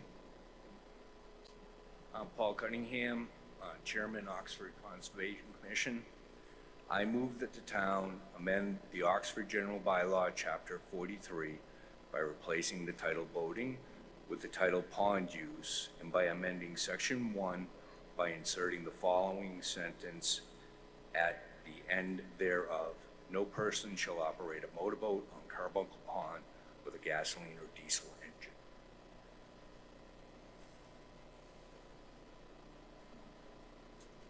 That's been moved and seconded. Recommendation of the Finance Committee? Finance Committee defers to the Conservation Committee. The Finance Committee defers to the Conservation Commission. Recommendation of the Conservation Commission? Conservation Commission recommends. The Conservation Commission does recommend. Can we also get a recommendation from the Planning Board? Yeah, the planning board recommends. The Planning Board also recommends Article 18. Paul, did you want to add anything else before I ask for discussion? So, Paul Cunningham, Oxford Conservation, good evening. Thank you, Mr.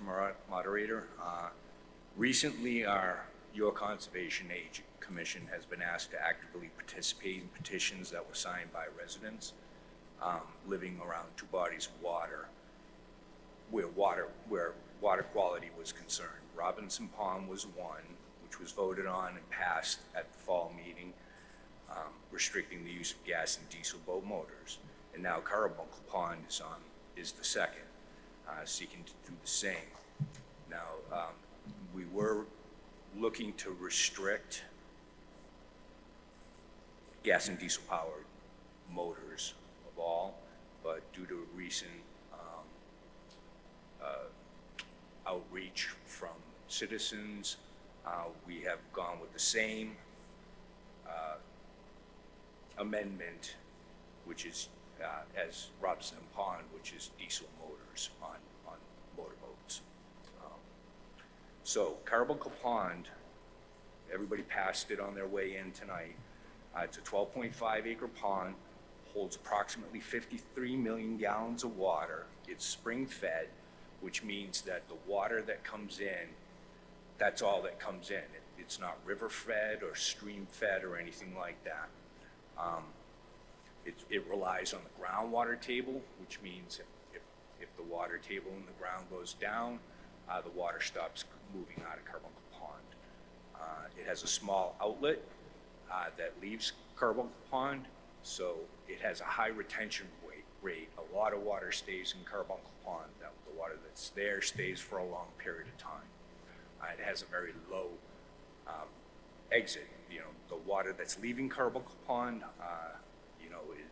is minimal. So that means that any contamination that is in Carbuncle Pond stays in Carbuncle Pond for a long period of time. So therefore, we recommend that boat motors be restricted.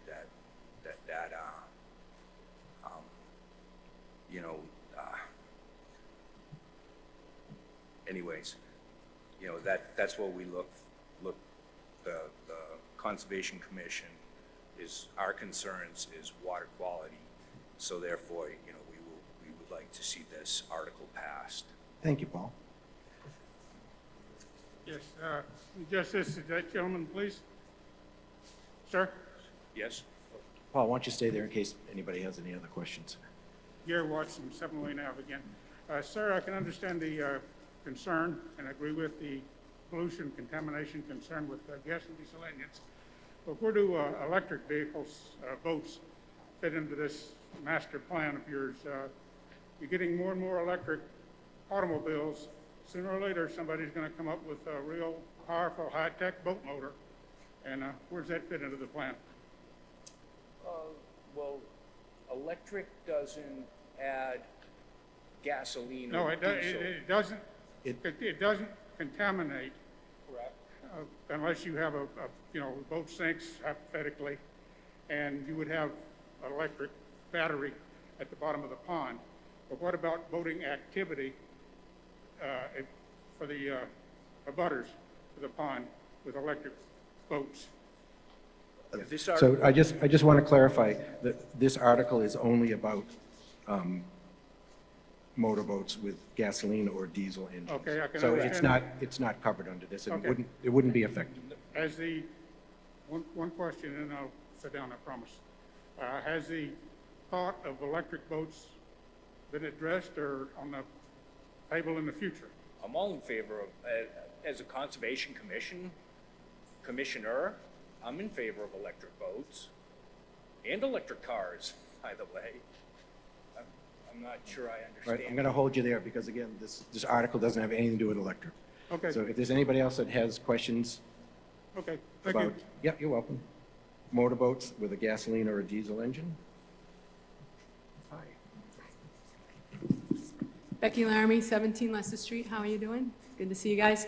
I'm just concerned that you're stopping ice augers and snow blowers. That language will make it so that you can't have an ice fishing derby. You can't snow blow for the kids No, hockey. I'm going to stop you because the article is motorboat. The article's motorboat, changing the words to? No, it's motorboat. Vehicle has been taken out, other equipment has been taken out of the motion. So as I understand it, then we can still have ice augers, we can still have snow blowers, we can still... And I'm sure they'd It's appreciate... just for boats. I'm sure they'd appreciate if they were electric or non-polluting, but... Well, we're this not is talking about just- electric. We're not talking about This electric. this is just motorboats. Okay, so this only deals with boats and boats alone? Yes. Floating vessels? Boat Okay, mo- I just want to make sure we can still have ice augers. Yeah, boat motors. Okay, perfect. Yep. Thank you. Any other new questions?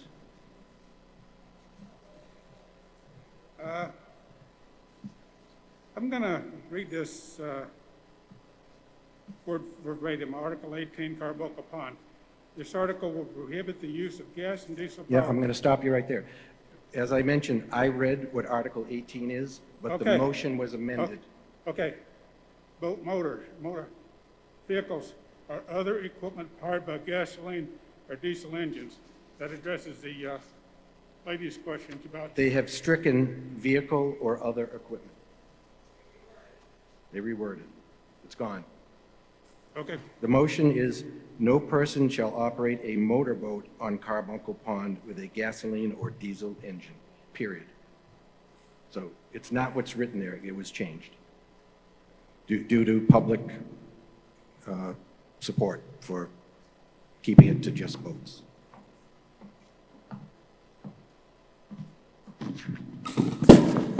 Yes, Good catch. I'll pull it down where I can read it, reach it easily. I'm Charles Proctor, 249 Main Street in Oxford. And I have a couple of comments and questions of my own, and I have some clients that came into my office this week with additional questions. So let me walk through a few comments, but the first one is going to be, let's be absolutely clear that at the last minute, the Conservation Commission has changed the article proposal and has now rewritten it such that the restriction applies only to boats with gasoline or diesel engines. Is that absolutely correct? That's That is clear, correct. that's been All right. established. Do you Does have- everybody in the audience understand that as well? Because that was a fast move on me at the Excuse last me, minute. Excuse me, everything through the Yes, moderator, we've already established that. Do you have anything new on this article? Yes, I do have a couple questions. One is, was there ever an environmental impact We're- study done on no, Carbuncle sir, Pond Sir, to, excuse me? finish sorry. Was there an environmental impact study done on Carbuncle Pond to determine whether or not there's any residue, any discharge, any oil contamination, any gasoline contamination, or anything of that sort? And if there is, what was the result of that? Because we couldn't get the records this week when we tried. Yeah, I would defer to the conservation agent to answer that question. To my knowledge, no. All right, so next question is, now that we're only looking at boats, I would like to just point out, because it hasn't been mentioned yet, as to what the 1991 wording is, and what the bylaw says, and I'm going to read it, so everybody knows what the bylaw originally said that we're proposed to change. And it says, and I will quote, "No person shall operate a boat on Carbuncle Pond which has a motor exceeding 5 horsepower attached thereto, and no person shall operate a boat on said pond at a rate of speed greater than 5 miles an hour." So clearly Carbuncle Pond has significant restrictions already, and what this article does is restrict it even more by eliminating all gasoline or diesel-powered engines on the pond. Just so everybody understands what it's all about here. That's all I have. Thank you.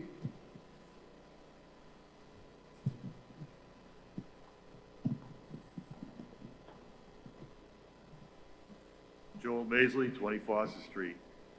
I was part of, and my wife, of the 2 meetings that the Conservation had. And there was a big debate because of the ancillary equipment like ice augers or people wanting to clear the ice. The thing that's being left out is ATVs or snowmobiles and that kind of apparatus. Those have a larger capacity than even the 5 horsepower motor. So I think in the amendment, there should be something about vehicles on that pond included with your amendment. You know, the ice augers are tiny things, and some of the small ancillary things people use is snow blowers to clear the ice for the kids for ice skating. But you're missing the point. I think we need to correct that and add that keeping the motorized vehicles off that pond as well as motorized boats. You know, it should be all electric, if anything. From a Conservation Commission, I agree with you, but tonight, the motion has already been made for motorboats, and we could entertain that at a later date. If you wish to come to the Conservation Commission, we would be happy to work with you on that. Okay, as far as the public tonight to vote, I'd ask you to turn down this amendment and consider the effects that a vehicle with gas and oil could cause to that pond, not only a boat. Thank you. Mr. Maisley, you can offer an amendment.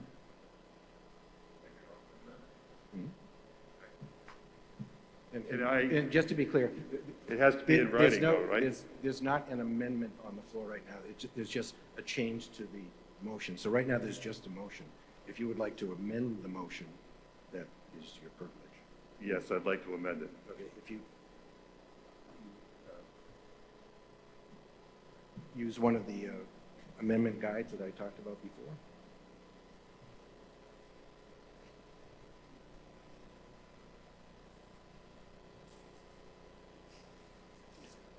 While he's doing that, I just want to take a second. Selectman Sad, John Sad is not here this evening, and I think it's the only time I've been to a Selectmen's meeting when he's not here, so. Does anybody know how?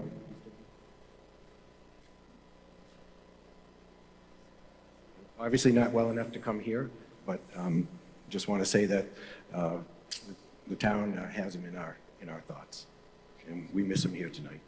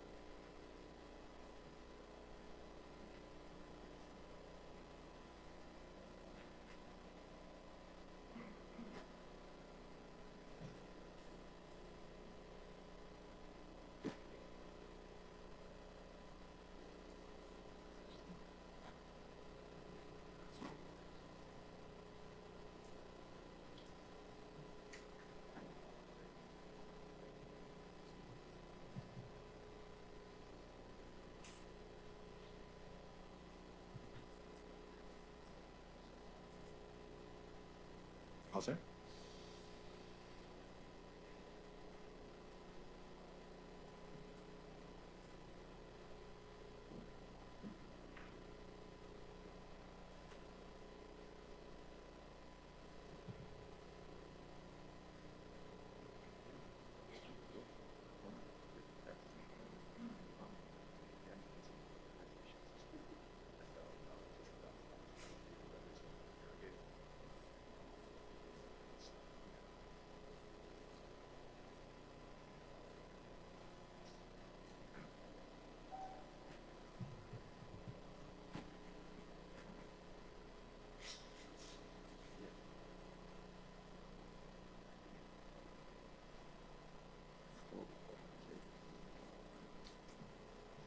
Okay, so I'm going to read the motion that's on the floor, and then I'm going to read the amendment, which is what we will be voting on next.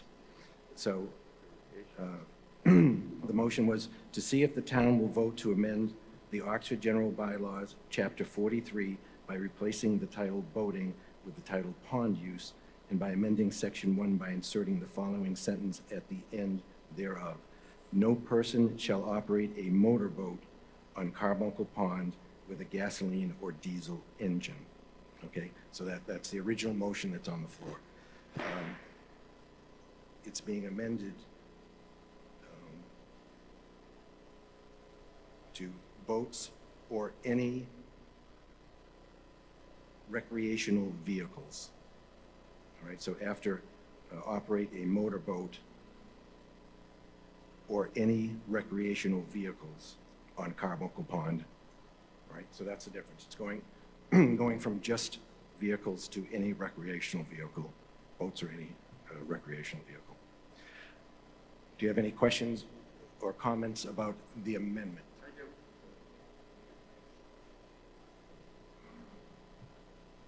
Okay. Come on up if you have a point. Sir? I got quite a few questions and comments about the initial one that was amended. We're talking about the amendment right now, so this is either going to pass or it's not going to pass, and then we'll go back to the original one. Sir? Point of order, yeah? On the amendment? That's a pretty good point of order. Yeah. We do have a first. Do we have a second? Been seconded. Thank you for that point of order. Yep.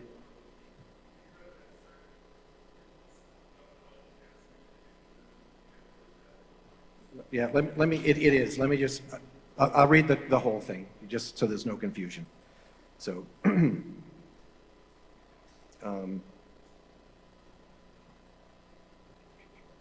to see if the town will vote to amend the Oxford General Bylaws, Chapter 43, by replacing the title boating with the title pond use, and by amending Section 1 by inserting the following sentence at the end thereof.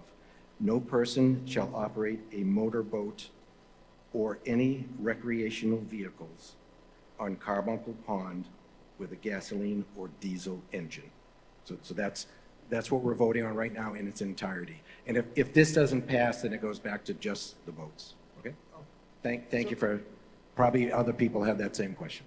So if this doesn't pass, it goes back to the original, what you said first? Just the boats. boat, just It the goes boat. back to, yeah, so really what we're voting on now is, should we add recreational vehicles? Okay? Does anybody have any, just on the amendment, does anybody have any questions or comments? I have a comment. And who are you, sir? My name is Paul Foster Pitko. I reside at 21 Vernon Street on Carbuncle Pond. Hold on. I am a registered voter in the town. No, But no. however, No, I would like to... sir, sir, you're out of order, Why am I out of order? because I'm told that you're not. I'm not, well, You're not I'm a not, registered- I didn't register. You're not a in- registered voter, so, sorry. I'm not able to address No. the people of this town. No. When I am a resident and taxpayer That doesn't matter. of the pond. You have to be a registered voter. But my issue is... It you- doesn't, sir? Who's next? I did register to vote. Yep, we're not having this discussion. You have to be a registered voter by a certain date, and you weren't, so we're going to move on. So, Anybody else around the pond can certainly make their thoughts known. Sir? my turn. No, we're not, after I've, So Mark Cady, 571 Main Street. So when we add the recreational vehicles to this, I would ask, going back to the first motion, if someone does violate this and uses a boat, gasoline or diesel powered, who is enforcing this and who would basically hold people accountable to this?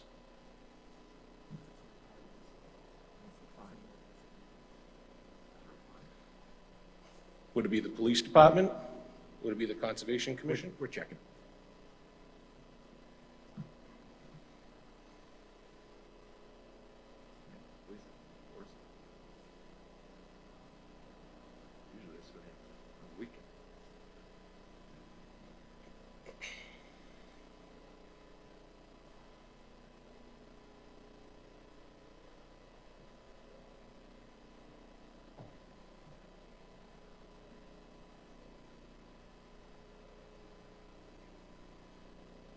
Paul Cunningham, Conservation.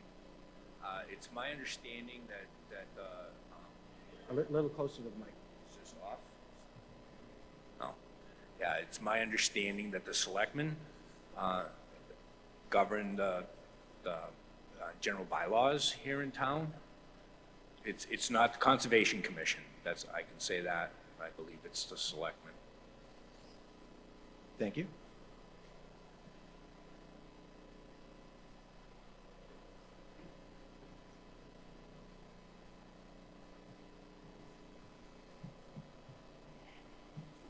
We're checking the bylaw. So I can save you some time.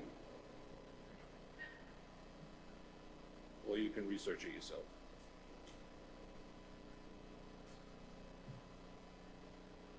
Mr. Moderator, can I answer this question? Yeah, it's, from what I understand, there are some towns that have bylaws that relate to conservation enforcement in which the Conservation Commission is empowered to do that.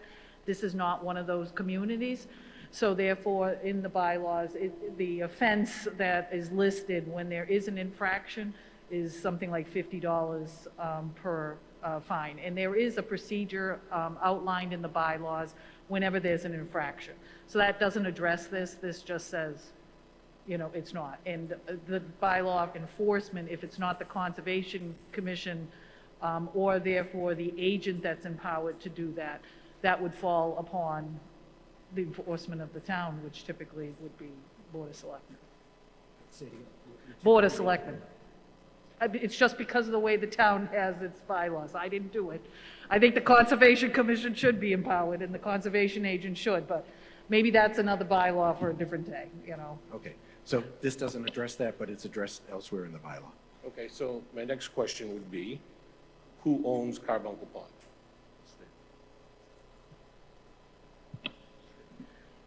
As far as I know, the state does. Our conservation agent is way in the back. I asked her to come forward. She did have some comments, unfortunately. Yeah, it's considered a great pond, and therefore, because of the status as a great pond, it's regulated by the Commonwealth of Massachusetts.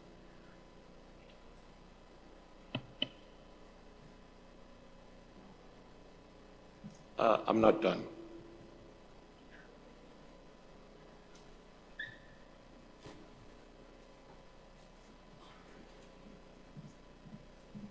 Thank you. I'm Judy Lochner, the conservation agent, and as the town manager just said, yes, it is. The title to the pond is held by the Commonwealth of Massachusetts. Thank you. So to get back to the amendment of recreational vehicles, i.e. ATVs or snowmobiles, those vehicles are covered under Chapter 90 law, and you cannot operate them on any private land, public or private, without the written consent of the owner of the property. And they're enforceable by the police and recreational police and state police within the Commonwealth of Massachusetts. So there's already a law in existence on the books that it already enforces this law currently today that precludes the use of snowmobiles and ATVs on that pond, because I doubt that the town has an agreement with the state to allow ATVs and recreational vehicles on ponds. So the amendment is a moot issue. There's already a law on the books. Okay, thank you. Any other questions or comments? Just quickly, Mr. Moderator, if I may, could I make a suggestion that we just move this out to the next town meeting? There's an awful lot of issues surrounding this pond. No. And it might make Great. a lot more sense to do that. Thank you. Something new? Becky Laramie, 17 Leicester Street. With the amendment on recreational vehicles and the original about boats, I'm just concerned, or could someone answer my question, if there is something happening on the lake, there's something, you know, someone's drowning, there's a dog coming through the ice, can the police use their vehicles, or does this preclude them as well?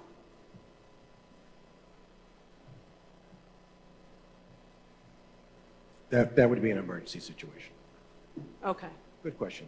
And then recreational vehicles, I feel, is just too broad of a topic, so I would recommend you don't vote for that. Okay. Thanks.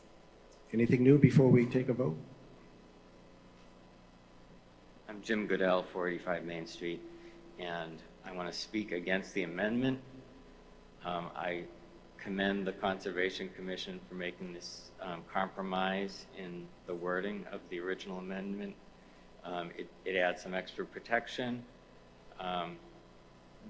without placing undue restrictions on things that probably have a lot less risk, like ice augers. Thank you, sir.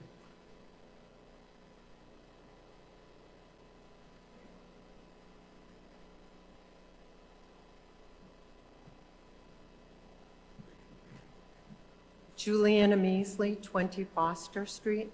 And this article is really about protecting the quality of the water. It's not about anyone's rights. It's not about who lives there and who doesn't. It's about a beautiful resource that we have in this town. Once it's ruined, we will never get it back. The state will say they own it, but we, the town of Oxford, are responsible for the water quality. When you call them, they'll refer you back to the town for any algae reports, for any water quality issues. So the state owns it, but we are responsible to be the stewards to maintain that beautiful pond, not only for us, but for our children and our children's children. So I ask you to vote to please protect the water in the pond. People have used ice augers by hand for years. People have had other ways to use recreation in the wintertime and in the summertime and still enjoy the pond. Thank you. Thank you very much. All right, I think we've had discussion on both sides. So we are voting, just to be clear, we're voting on the amendment, which is about motorboats and adding recreational, any recreational vehicle, right? All those in favor of the amendment, please raise your card.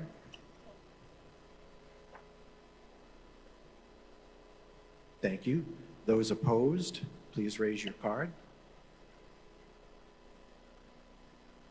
All right, and the ayes have it. So now we will vote. I didn't hear.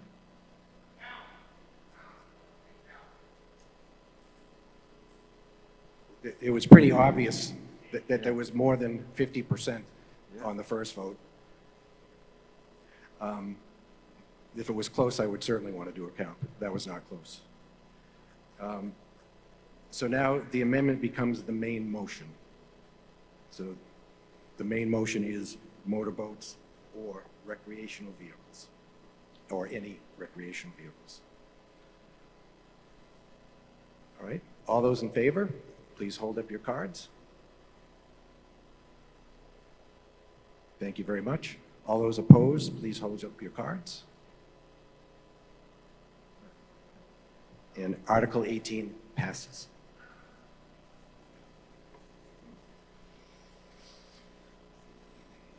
Article 19, to see if the town will vote to amend the Oxford General Bylaws by deleting Chapter 66 and 67 in their entirety and inserting the new Chapter 66 as follows, or act thereon. This is sponsored by the Department of Public Works Director and the Director of Planning and Economic Development. Mr. Moderator, I move that Article 19 be adopted as printed in the warrant. It's been moved and seconded. Recommendation of the Finance Committee. Finance Committee defers to the Planning Board. They defer to the Planning Board. Recommendation of the Planning Board. We recommend. The Planning Board does recommend.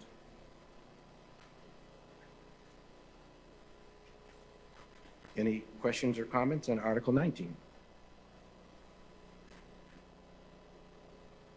Hearing none, I'll call for the vote. All those in favor of Article 19, hold up your cards. Thank you.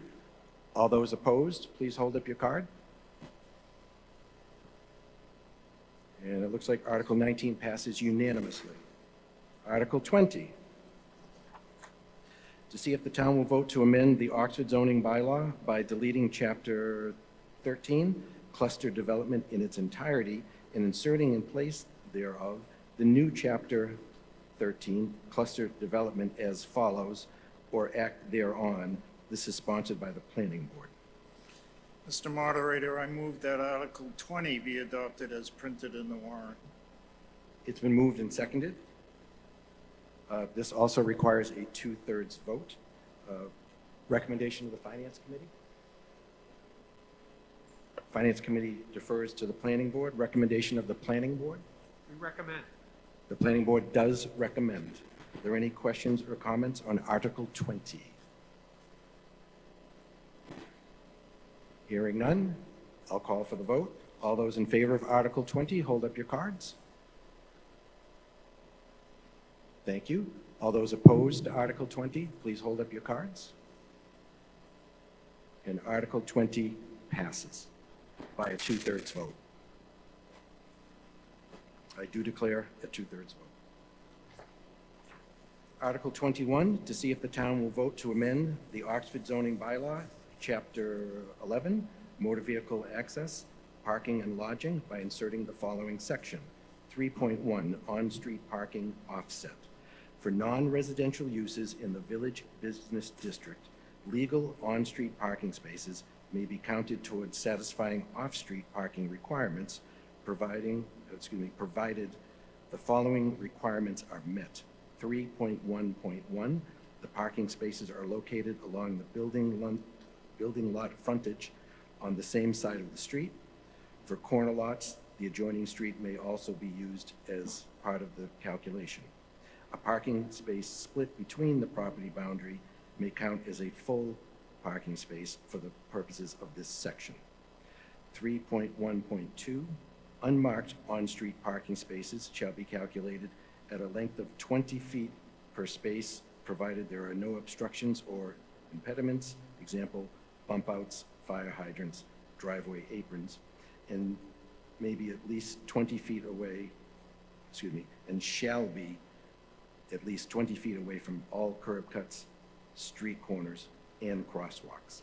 3.1.3, at no time may on-street handicap parking spaces be counted. 3.1.4, all on-street parking spaces counted towards off-street parking requirements must be and remain available for public use or act thereon. This is sponsored by the Planning Board.